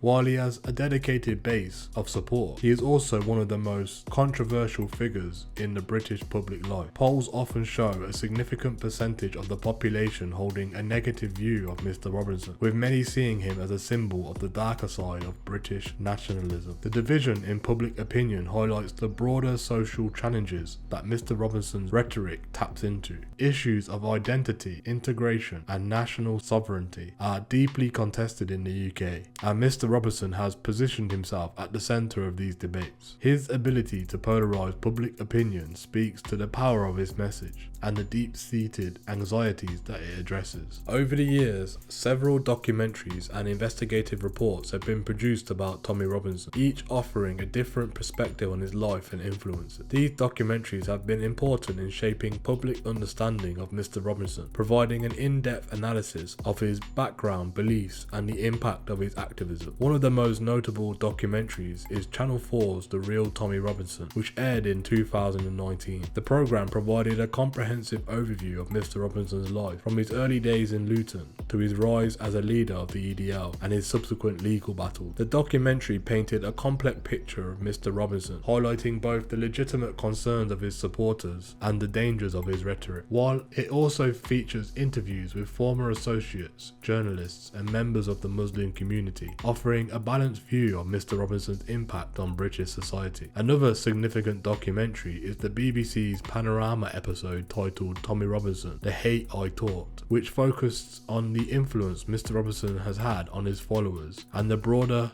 far-right movement in the UK. The programme explores how Mr. Robison's rhetoric has been adopted by other far-right figures and how it has contributed to the normalisation of extremist views in public discourse. These documentaries have been instrumental in challenging the narratives that Mr. Robison promotes about himself by providing context, evidence, and alternative viewpoints. They have helped to counterbalance the often one-sided portrayal of Mr. Robison in both mainstream and alternative media. However, these programs have also faced criticism from Mr. Robison and his supporters, who argue that they are biased and part of a broader effort to discredit him. Tommy Robison has shown remarkable ability to manipulate media narratives to his advantage. Despite being a frequent target of negative coverage, Mr. Robison has used this attention to reinforce his image as a defiant underdog standing up against powerful elites. He often claims that the media is part of a coordinated effort to silence him and suppress the truth, a narrative that resonates strongly with his supporters. Mr. Robison's media strategy is built on several key tactics. First, he frequently engages with hostile media outlets, using these encounters to highlight what he sees as the bias and hypocrisy of the mainstream press. These confrontations are often framed as battles between an ordinary man and the corrupt establishment, reinforcing Mr. Robinson's populist image. Second, Mr. Robinson is adept at using social media to control the narrative around his actions. By posting his own videos, statements and commentary, he's able to present his side of the story directly to his followers without the filter of traditional media. This direct communication has been crucial in maintaining his base of support, even in the face of damaging media reports and legal setbacks. Finally, Mr. Robinson has sought to position himself as a victim of media persecution. He frequently cites negative coverage as negative as evidence that he is being unfairly targeted because of his views, and he uses this narrative to rally his supporters and solicit donations. The victimhood narrative has been particularly effective in galvanizing his base and sustaining his influence. The media's relationship with Tommy Robinson has broader implications for both journalism and society. Mr. Robinson's ability to exploit media coverage and frame himself as a victim highlights the challenges faced by journalists in covering controversial figures. In an era where the traditional media is declining, figures like Mr. Robinson can use claims of bias and censorship to undermine the credibility of the press and build their own platforms. For society, the media's portrayal of Mr. Robinson raises important questions about the role of journalism in a democratic society. How should the media balance the need to report on figures like Mr. Robinson with the risk of amplifying their message? What responsibilities do journalists have in shaping public discourse, particularly when it comes to the issues as sensitive as immigration, Islam, and national identity? These questions are particularly pressing in the context of broader challenges facing the media industry, including the rise of digital platforms and the decline of traditional media outlets, and the increasing polarization of public opinion. Mr. Robinson's story is a case study in the power of media to both shape and be shaped by figures it covers, and it underscores the need for thoughtful, responsible journalism in an age of instant communication and viral content. Mr. Robinson's relationship with the media and the public is a testament to the power of the narrative of shaping public figures and influencing public opinion. Mr. Robinson has skillfully navigated the media landscape, using both traditional and alternative platforms to build his brand and rally his supporters. At the same time, the media's coverage of Mr. Robinson has played a crucial role in defining his public image, both amplifying and challenging his message. As we move forward, it is important to recognise that the story of Tommy Robinson is not just about one man, but about the broader dynamics of media, power, and society in the modern age. The battle for the narrative around Mr. Robinson is a reflection of the larger struggles over identity, belonging, and the truth that are playing out in the UK and beyond.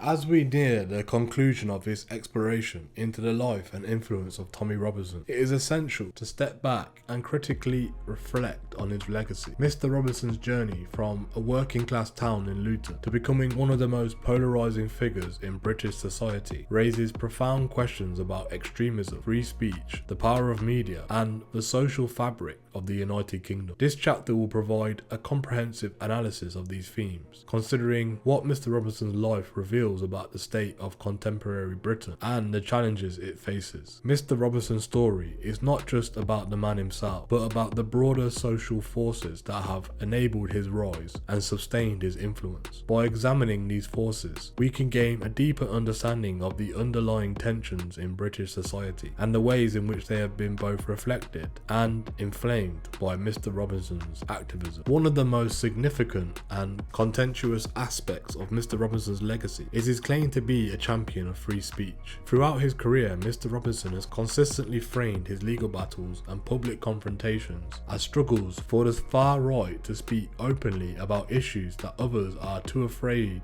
or too politically correct to address. The narrative has resonated with many, particularly those who feel that their concerns about immigration, Islam, and multiculturalism have been silenced by mainstream discourse. However, the reality of Mr. Robinson's approach to free speech is far more complex. While he has undoubtedly raised important questions about the limits of expression in a democratic society, his actions have often blurred the line between legitimate criticism and hate speech. Mr. Robinson's rhetoric has frequently targeted specific communities, particularly Muslims, in ways that have incited hostility and division. His willingness to engage in defamatory and inflammatory statements has led to significant legal repercussions, raising the questions of where the boundaries of free speech should lie. Mr. Robinson's case highlights the inherent tensions in balancing free speech with the need to protect individuals and communities from harm. While free speech is a cornerstone of democratic society, it is not an absolute right, and it must be weighed against other considerations such as the prevention of hate speech,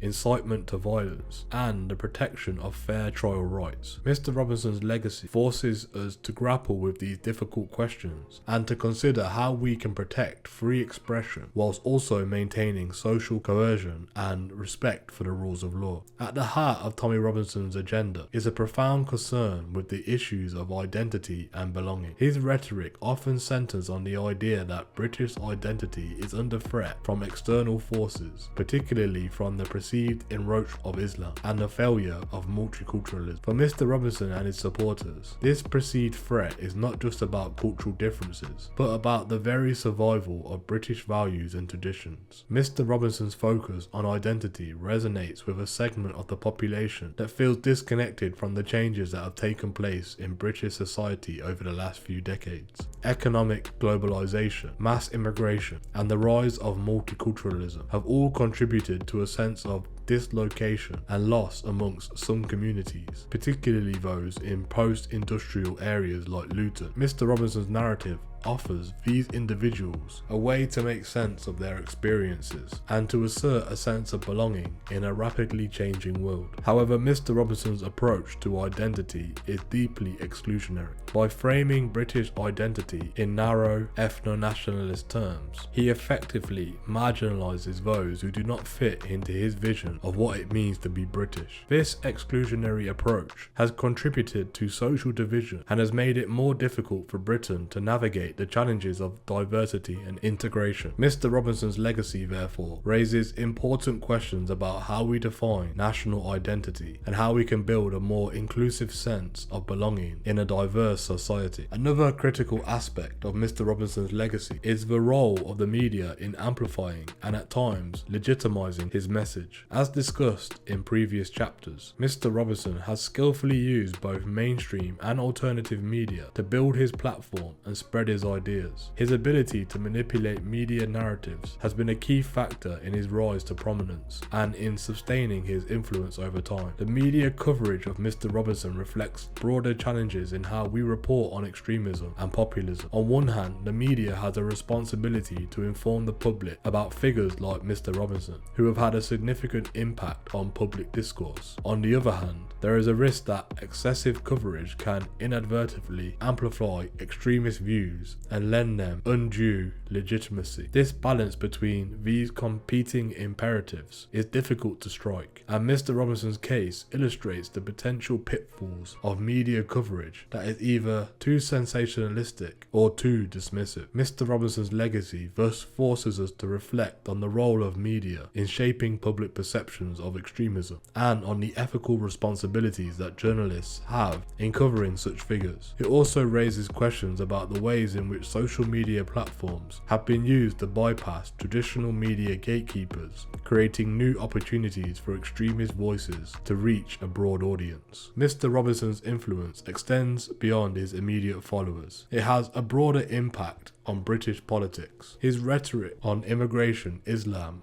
and national identity has tapped into the anxieties that are shared by many, and his critique of the political establishment has resonated with those who feel alienated from mainstream parties. This has contributed to the rise of populist movements in the UK, which have sought to capitalise off the same issues that Mr. Robinson has highlighted. Mr. Robinson's impact on British politics can be seen in a way that mainstream parties have been forced to address the concerns of his supporters, often adopting more hardline stances on immigration and integration in responses to the rise of populism. However, this has also led to increased polarisation and the entrenchment of divisions within British society. Mr. Robinson's legacy, therefore, is not just about his own actions, but also about the broader political context in which he has operated and in the ways in which his ideas have shaped national conversation. At the same time, Mr. Robison's diverse tactics and frequent legal troubles have limited his ability to build a broad-based political movement. While he has succeeded in mobilising a dedicated base of support, he has struggled to gain traction in mainstream politics, where his confrontational style and extremist views have made it difficult for him to be taken seriously by the broader electorate. This has led to a situation in which Mr. Robison remains influential on the fringes of politics, but has been largely marginalised from the corridors of power. One of the most significant social consequences of Tommy Robinson's activism has been the deepening of polarisation and division within British society. Mr. Robinson's rhetoric, which often pits ordinary Britons against Muslim immigrants and the political elite, has contributed to a climate of distrust and hostility. This has been particularly evident in the rise of Islamophobia, as well as in increasing tensions with different communities. Mr. Robinson's influence has also had a broader impact on the social fabric of the UK. His focus on identity and belonging has increased existing divisions and made it more difficult for different communities to find common ground. The social consequences of this polarisation are profound, as they undermine social cohesion and create a more fragmented and divided society. At the same time, Mr. Robison's activism has also sparked significant resistance. Anti-racist and anti-fascist movements have mobilised in response to his actions, leading to large-scale protests and campaigns aimed at countering his influence. This resistance has been an important counterweight to the rise of far-right sentiment in the UK and has played a crucial role in defending the values of diversity and inclusion. As we reflect on Tommy Robinson's legacy, it is important to consider the lessons that can be drawn from his life and influence. One of the key lessons is the importance of addressing the underlying issues that have fueled Mr. Robinson's rise. Economic inequality, social dislocation, and a sense of cultural loss have all contributed to the appeal of Mr. Robinson's message, and these issues must be addressed if we are to build a more inclusive and coercive society. Another important lesson is the need for responsible media coverage of figures like Mr. Robinson. The media has a crucial role to play in informing the public and holding powerful figures to account, but it must do so in a way that does not inadvertently amplify extremist views. This requires a careful balance between reporting on important issues and avoiding sensationalism or undue focus on fringe figures. Finally, Mr. Robinson's legacy underscores the importance of defending democratic values, including free speech, whilst also recognising the responsibilities that come with these rights. Free speech is a fundamental right, but it must be exercised in a way that does not cause harm to others or undermine social cohesion. This requires a nuanced understanding of the balance between rights and responsibilities and a commitment to upholding the principles of justice and equality. Tommy Robinson's life and activism have left an undeniable mark on British society. His influence extends far beyond his immediate followers, shaping public discourse, media narratives, and political debates. As we conclude the exploration of his life, it is clear that Mr. Robinson's legacy is a complex and uncontested one, reflecting the broader challenges facing the UK in an era of rapid social change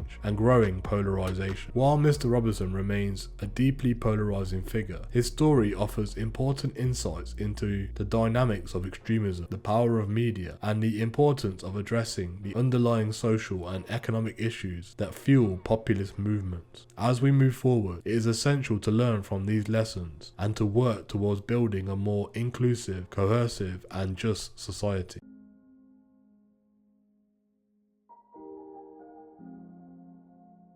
Tommy Robinson's journey from a working class boy in Luton to a divisive national figure is a story that encapsulates many of the most pressing issues of our time. His rise to prominence has been marked by controversy, legal battles, and a relentless pursuit of an agenda that has both resonated with and repelled large segments of the British public.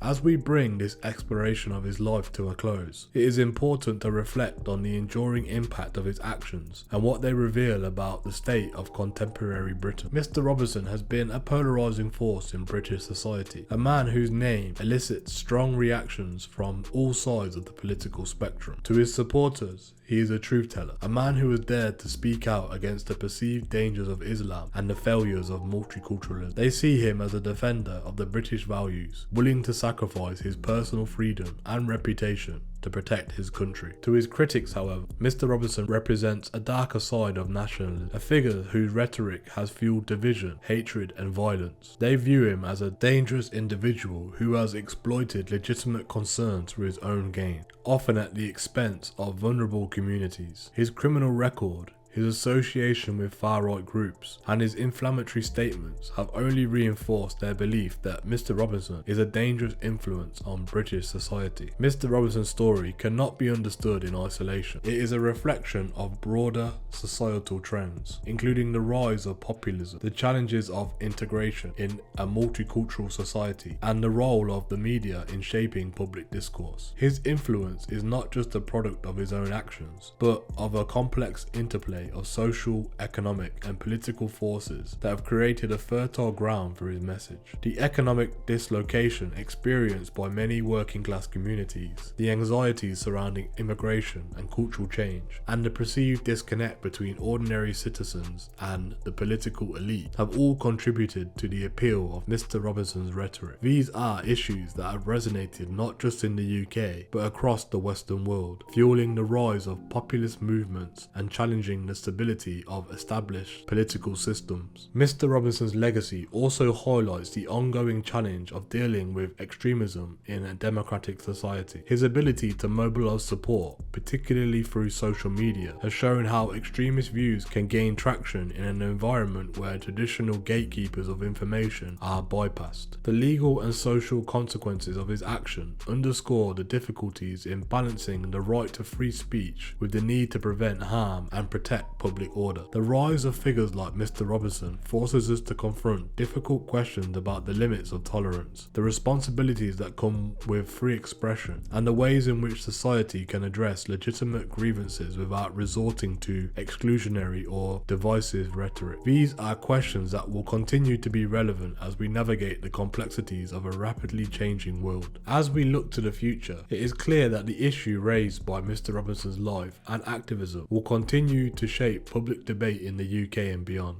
The challenge for society will be to find ways to address the underlying concerns that have fueled his rise, while rejecting the divisive tactics that have been characterised by his approach. This will require a commitment to building a more inclusive society, one that acknowledges and addresses the fears and anxieties of all its members, while upholding the values of justice, equality, and respect for diversity. It will also require a renewed focus on responsible journalism, thoughtful public discourse, and the protection of democratic principles in the face of growing polarisation. Tommy Robinson's legacy is a complex and contested one. He is a figure who has both shaped and been shaped by the times in which he has lived. His story is a reminder of the power of ideas, the dangers of extremism, and the importance of confronting difficult social issues with nuance, empathy, and a commitment to the common good. As we close this examination of his life, it is clear that Mr. Robinson's influence will continue to be felt for years to come. Whether he is remembered as a hero or a villain, a martyr for free speech, or a provocateur who sought division, his legacy will be determined by the ongoing debates about the issues he has raised and the values that define British society. In the end, the story of Tommy Robison is not just about one man, but about the society that produced him and the challenges that it faces. It is a story that invites us to reflect on who we are, what we stand for, and how we can build a future that is more just, more inclusive, and more united.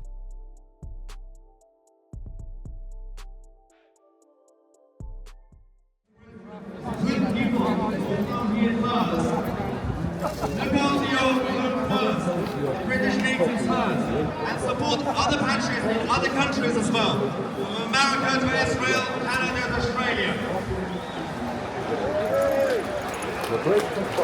Now, to say one thing that's a little bit more negative, we have a lot of threats. We've got external threats, we've got the ideological threats, we've got Islamism, everything, wokeism, but I think our worst enemy is ourselves, our own society.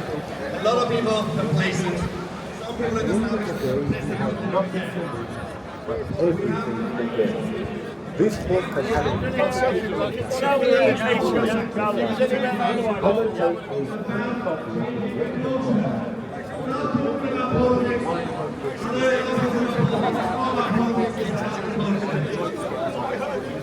while we do that, the role of the media is important.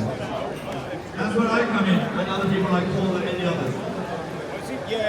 We spend a lot of time criticising the corporate media like the BBC, Sky News and all that, but the system plays you all the time.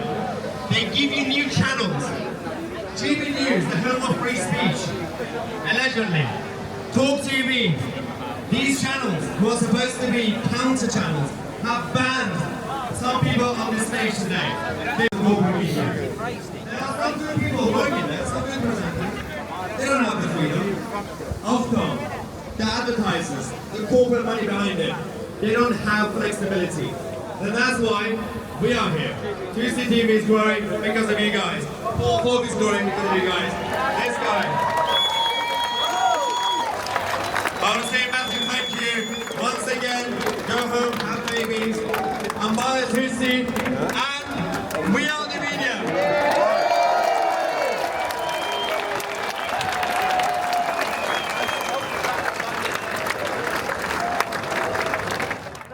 Fronted a groundbreaking and award-winning documentary, Out of the Shadows, Born from Rape, which highlights the needs and struggles for children born from sexual violence. I've heard a lot over the years about Tommy and his followers, and some of it left me with some concerns. Far-right hooligans and racists was always mentioned, but when I went to Telford, that's not what I found. I spent the day talking to many. They seemed friendly and down to earth, but frustrated that children had been raped and that their lives had meant nothing. They felt they had no voice and no platform, which is what has led me to make this announcement today.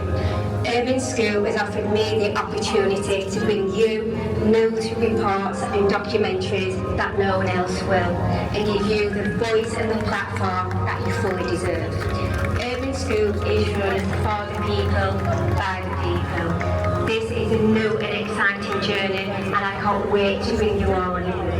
If you'd like to continue supporting us, then please head over to urbanschool.news, where you can see all our news and reports.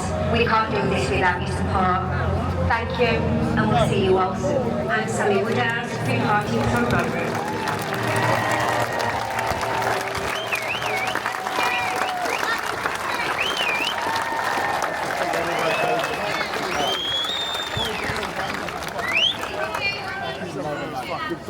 The most beautiful day It's a very difficult subject to talk about. Now, there are millions of people in our country, boys, girls, men and women that have been abused and raped. Now, we don't like to talk about, especially about boys and about men, but we have to, because they're victims too. But I'm here today to talk to you about what's happening to our girls and women in our country. Now, our girls and women are being raped, and some of those women from those rapes are made pregnant, just like I was. Now, some women choose to have a termination, or they go through with the pregnancy, and maybe for adoption, so it's just too difficult to be able to deal with. But some women, like myself, have no voice. Their mothers have no voice. And those children also have no legal rights whatsoever. So I need all of you to get involved today to help me change that. Now, I'm calling on government for a couple of things. So, the first thing is, there has never ever by any of our governments been any commissioned research into the needs of women and children born from rape. We need to change that. Support services are not offering support. Professionals are not being trained. How can we support people if we don't know what our needs are? But also, rapists are allowed contact and custody through the family courts to our children. Now, this is a campaign I've been fighting for 6 years. Back in 2018, I started a campaign when I did an exposure against Rodham Council because he invited my rapist into my son's life. Now, So, above on the screens there's a template, and I'm asking every single person here today to contact your MP, to contact the Home Secretary and put a stop to rapists having contact and custody to our children. Now, they are women all over this country that have to sit and have contact with their rapists and play happy families, and we've got to stop that. So, are you all going to get involved? Are you all going to contact your MPs? Are we going to put a stop to rapists having our children? Good. I'm going to go. But before I go, my two children, my daughter or my grandson, is watching this at home. So I want to say that I love you, and I promise you I'm going to fight for your rights.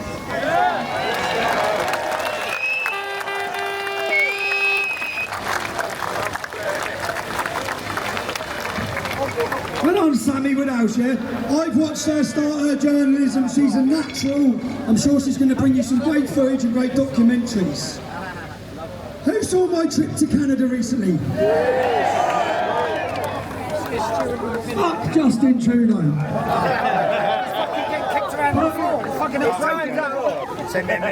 Whilst I was in Canada,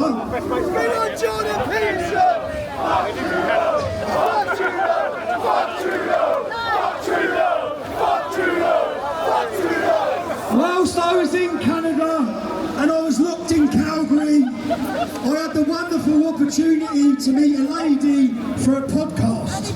I sat down with her. She was a mother, a grandmother. She led the trucker convoy through Canada against the forced vaccine mandates. We've got a video to introduce her quickly now.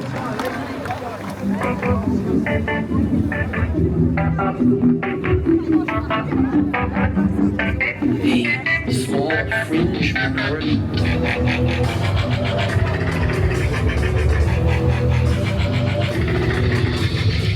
CTV News has learned Mayor Lynch, one of the founders and organizers of the Freedom Convoy, has been arrested again. Tamara Lynch testifying at the inquiry into the federal government's use of the Emergencies Act tonight, describing why she decided to act after vaccine mandates were introduced. Lynch was arrested in Medicine Hat, Alberta for allegedly breaching her bail conditions, so she'll reportedly be brought back to Ottawa to go in front of a judge. I have the tears of thousands of Canadians on my shoulder who every day told me that we were bringing them home.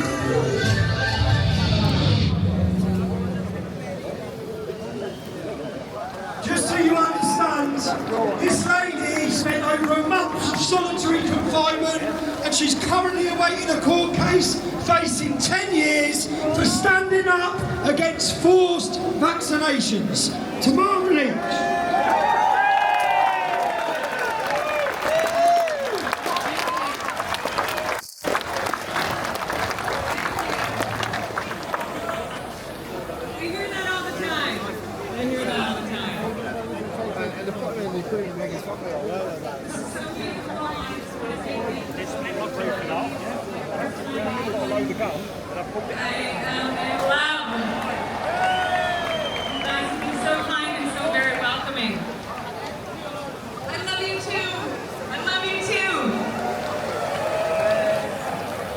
In the winter of 2022, a small group of Canadian truckers, along with some volunteers, decided to stand up against government overreach and draconian measures.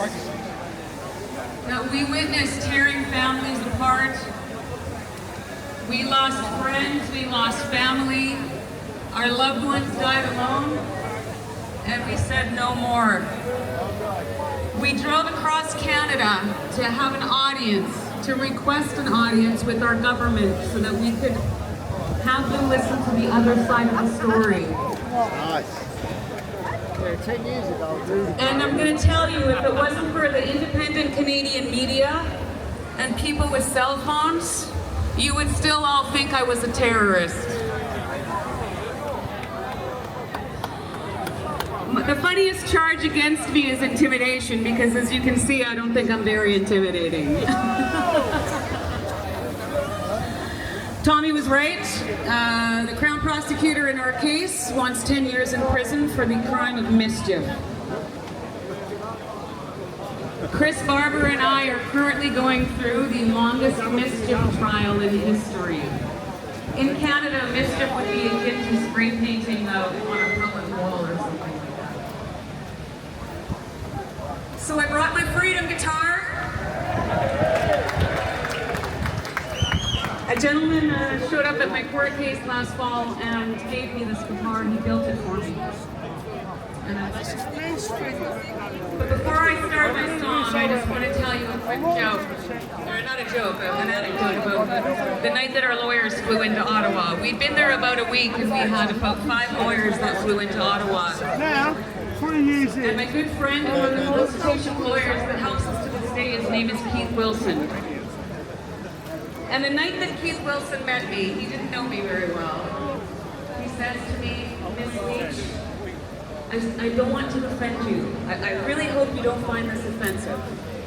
But my goal here is that every morning when Justin Trudeau wakes up and throws his legs over the side of the bed, I want the first thing he thinks about to be, what's that little bitch gonna do to me today?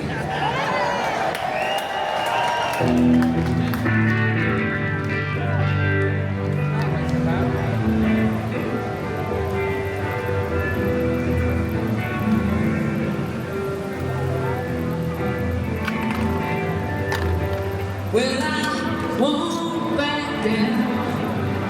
No, I won't back down.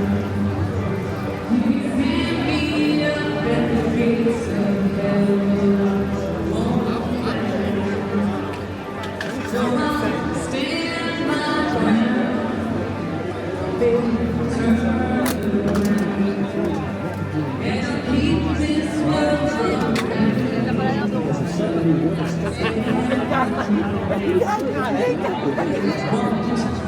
This is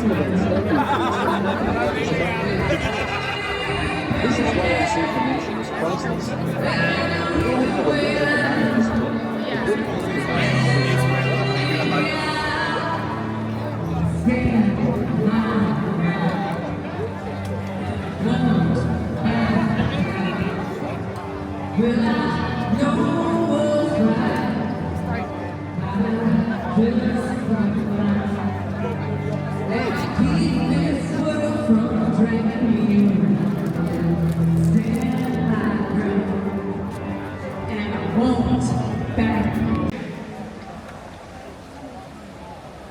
But we've always got the COVID inquiry.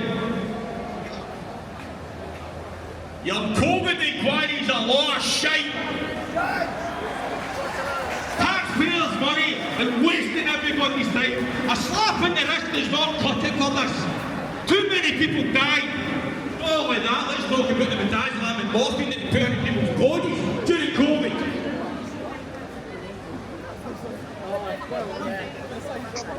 So unfortunately I feel for this bullshit.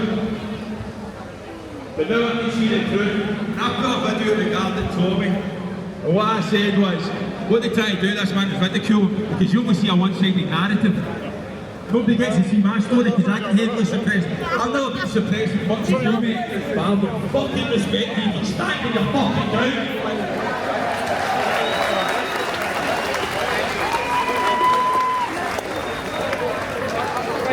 You know, they all talk about the Great Reset.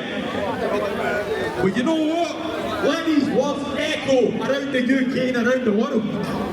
Scotland, England, Ireland and Wales and the rest of it. Let's begin the Great Revolution. London, bring the noise!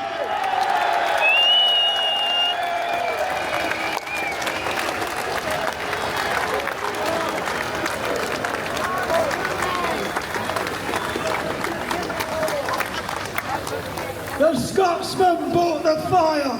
Yeah? That is justified anger. He didn't talk there about the problems he's had with the vaccine. It's changed his life. It's ruined his his life, and it's ruined so many lives, and it was all a lie. Well done, John. Now, freedom of speech. What does it cost you in your family to speak the truth and speak freely? Probably not as much as it costs some.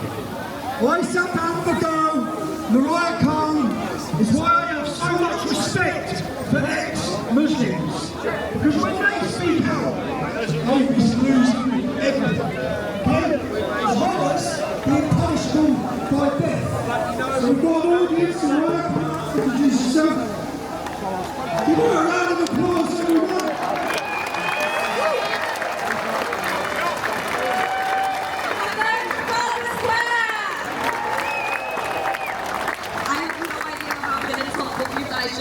But I'm going to say a few words nonetheless.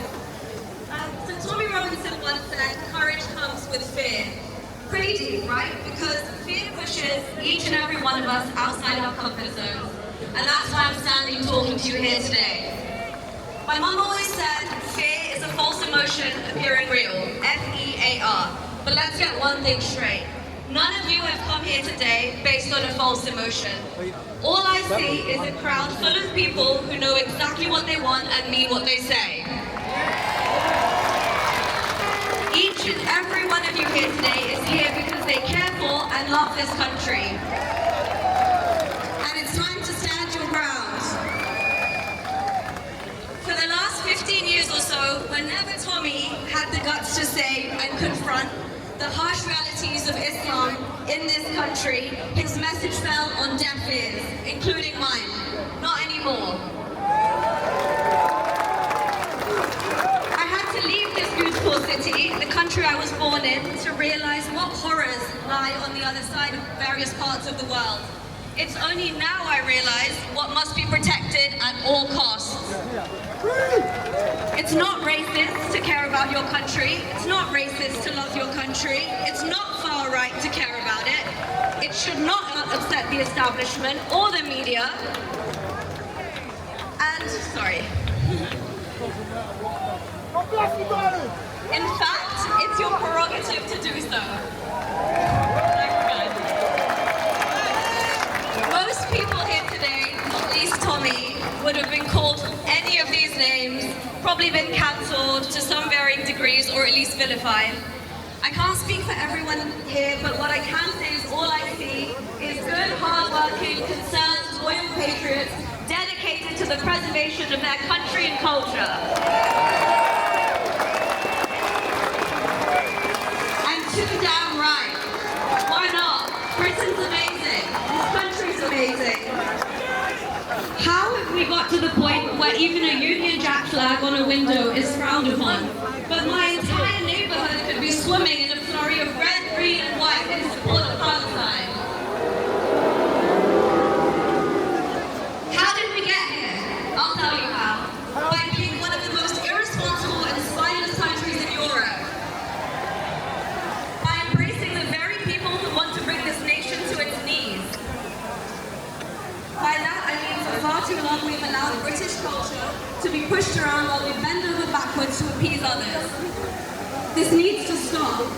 We need to treat the degradation of our cities, including London, the spaces, the obsession with diversity, for the sake of it, and a massive no to anyone thinking they can operate parallel legal systems, Sharia or any other, in this country.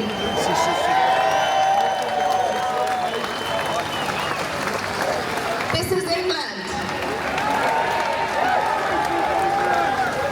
We need far less immigration and much more integration. And let me be clear, we have no need for Sharia in this country as we have one of the most esteemed judicial systems in the world. Yes, we have problems, but they're nowhere near on the scale of countries grappling with 7th century tribal desert revenge laws. So thank you, Sharia, but we'll pass.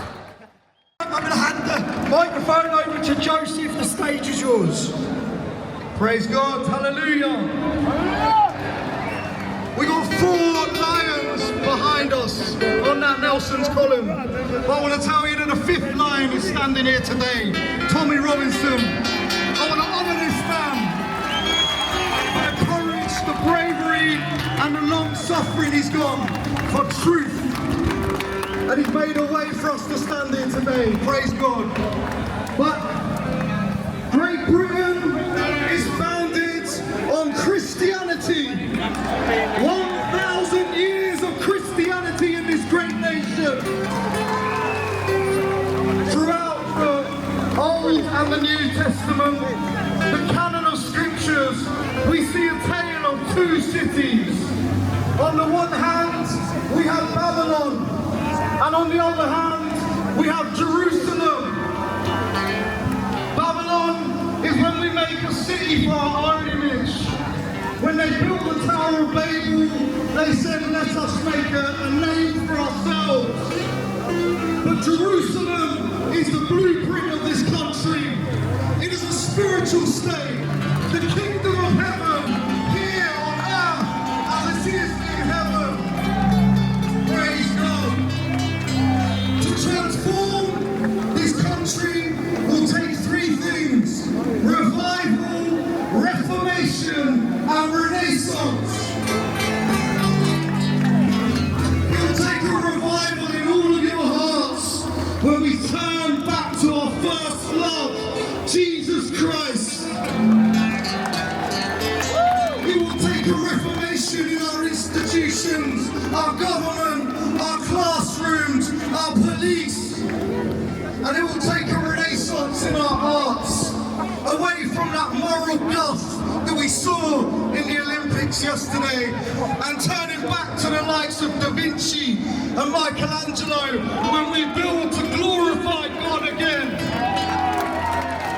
I want to lead us in the Lord's Prayer in a second, like you used to do in school assembly back in the day.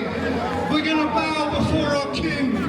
If you have space around you, I want you to take the knee, and we're going to bow, we're going to pray the Lord's Prayer together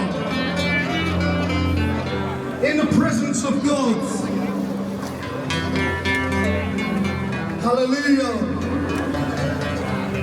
Our Father, who art in heaven, hallowed be thy name. Thy kingdom come, thy will be done, on earth as it is in heaven. Give us this day our daily bread, and forgive us our trespasses, as we forgive those who trespass against us. And lead us not into temptation, but deliver us from evil. For thine is the kingdom, the power and the glory, forever and ever. Amen. Let us rise up and burn.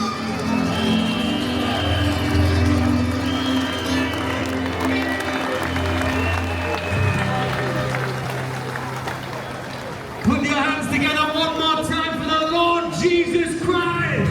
Christ is King. Christ is King. Christ is King. Christ is King. Christ is King. Christ is King. This song was wrote so many years ago by a great British man called William Blake. He talks about the vision of building Jerusalem here in the United Kingdom, and they succeeded. But bit by bit, they tried to dismantle that Jerusalem. But we stand here today and we say no more.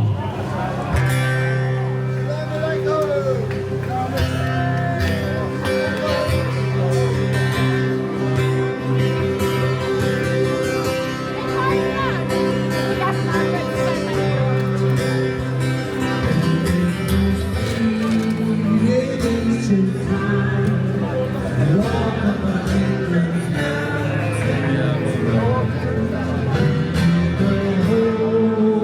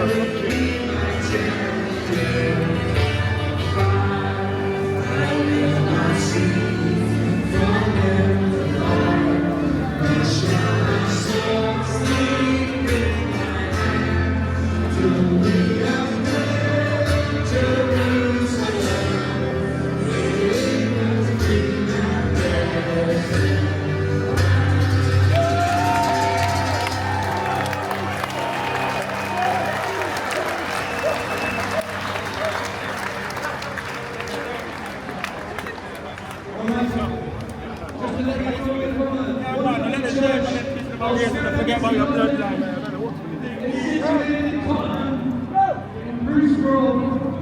With their Tanzania and this song is called Just One Touch from the King. It was written by a man called a singing chain called Godfrey Benson. And the reason why it's important to me is because I used to be born up the streets of Manchester, hooked on drugs and alcohol, 2008. Not long ago. And I wandered into Manchester Cathedral one day.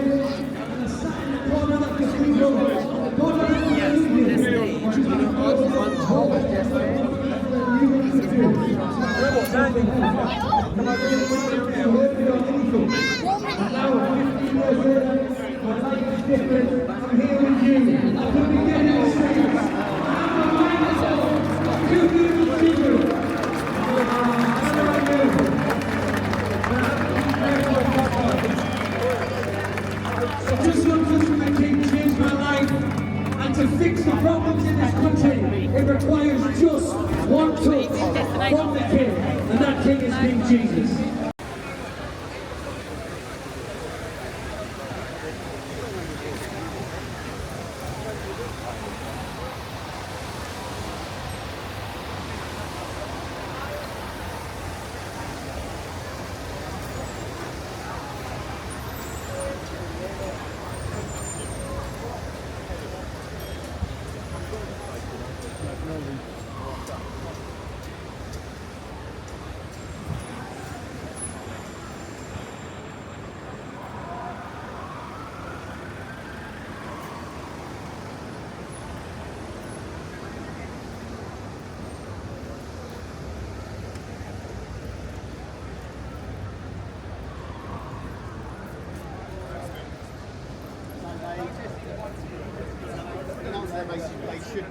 They shouldn't be allowed to.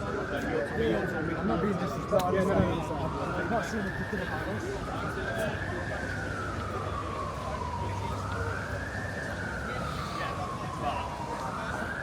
Everyone knows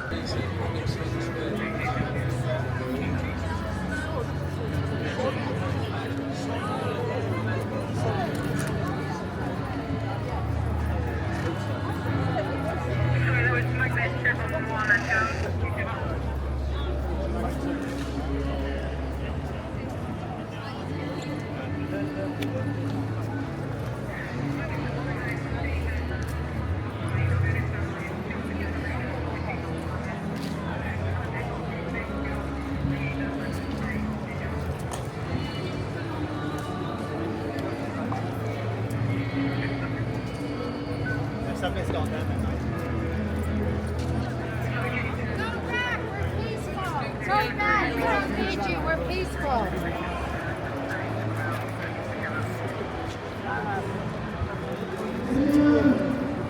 Everyone who is going to tell us to support us, the people who love us, and the people who are loyal to us.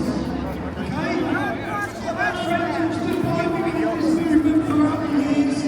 One of the next ones coming up has been in the movement, he's been by my side for 50 years. Yes, how we doing?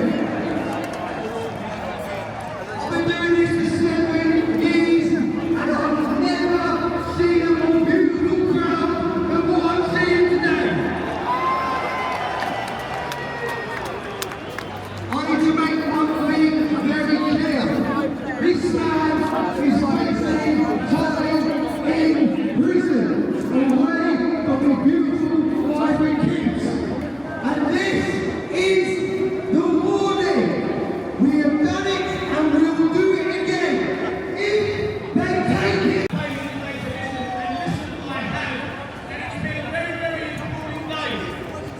And I'm interested in how the mainstream media are going to report on this.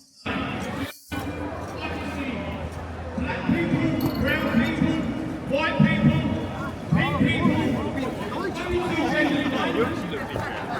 And nonetheless, everyone's mingling and mixing together, everyone's loving each other, no one's aggressive, no one's rowdy, we all want the same thing, and we've all got every right to be frustrated because we're being put last at the moment.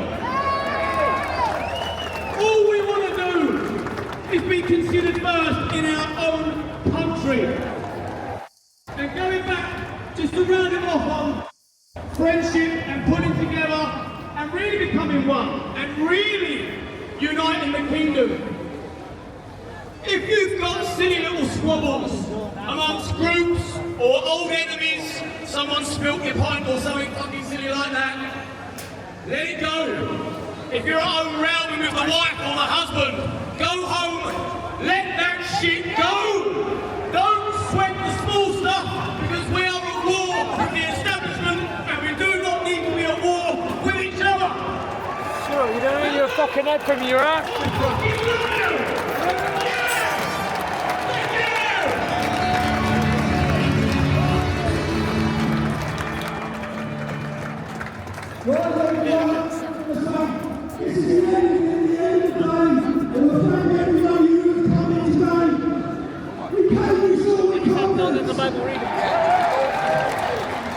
If you're watching this and you contributed from home, you didn't give us your money to put on this event.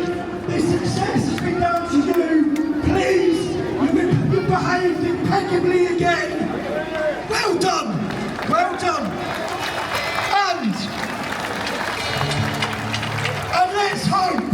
let's hope we've turned a corner with the Metropolitan Police Force, who once again have stuck to what they've said. So show the police some respect for today as well, yeah? And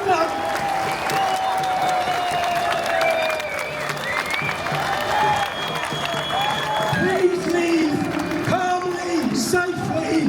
We're going to end it one more time. Uniting the kingdom.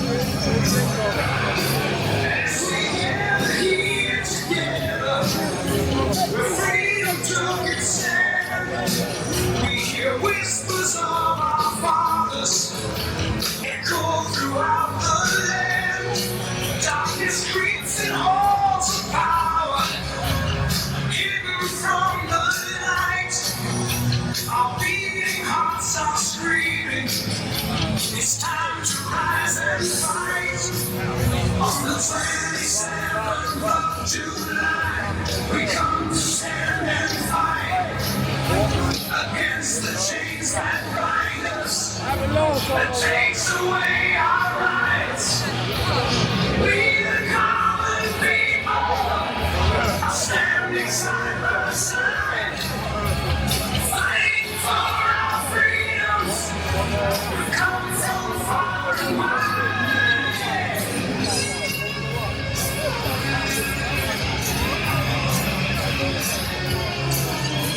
Global winds are blowing, trying to erase our past. With promises of unity, the dark shadows is what they cast. From the east and west they come to tear our rights away. But we will rise together. We will have our say. On the 27th of July, we come to stand and fight against the chains that bind us, that takes away our rights. We the common people are standing side by side, fighting for our freedoms. We've come from far and wide.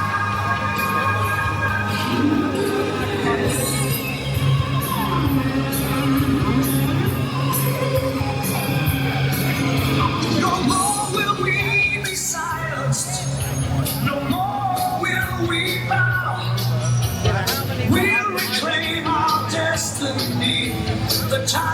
here and now, with courage in our hearts and fire in our eyes, we'll stand against oppression beneath the British skies.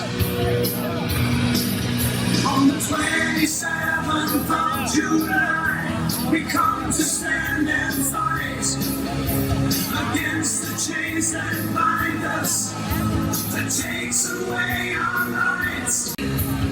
Fighting for our freedoms, we've come from far and wide.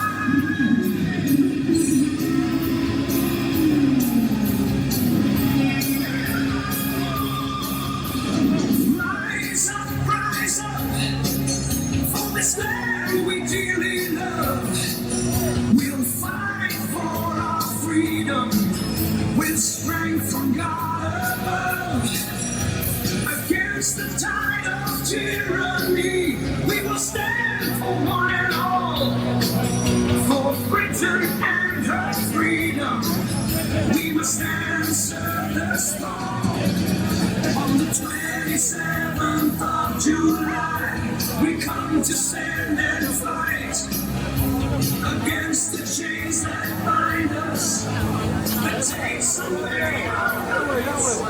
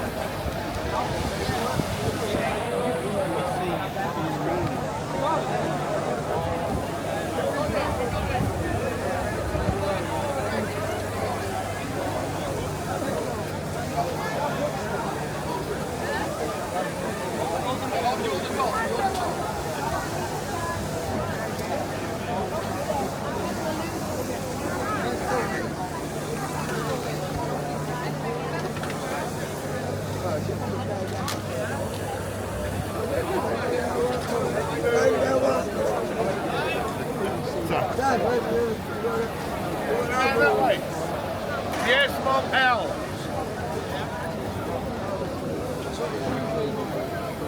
I don't know, it's not 20 years, my granddad was Irish. I remember it.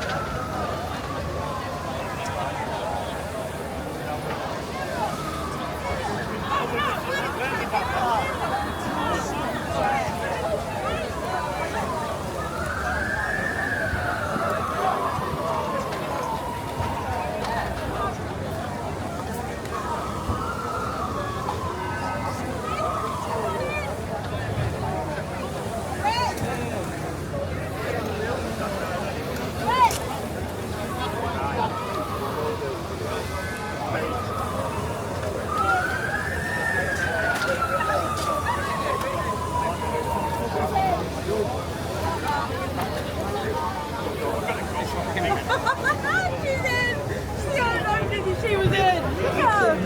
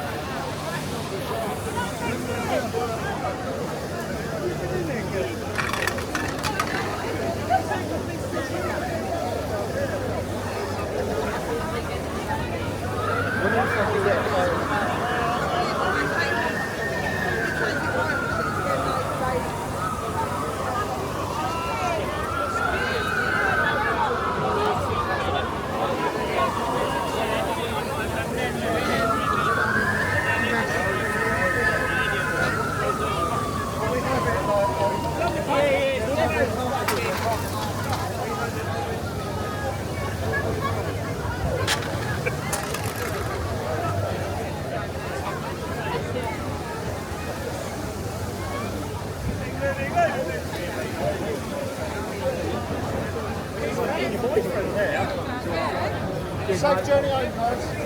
Thank you. Here, wait. Here. Anyone in here, wait. Tell me that.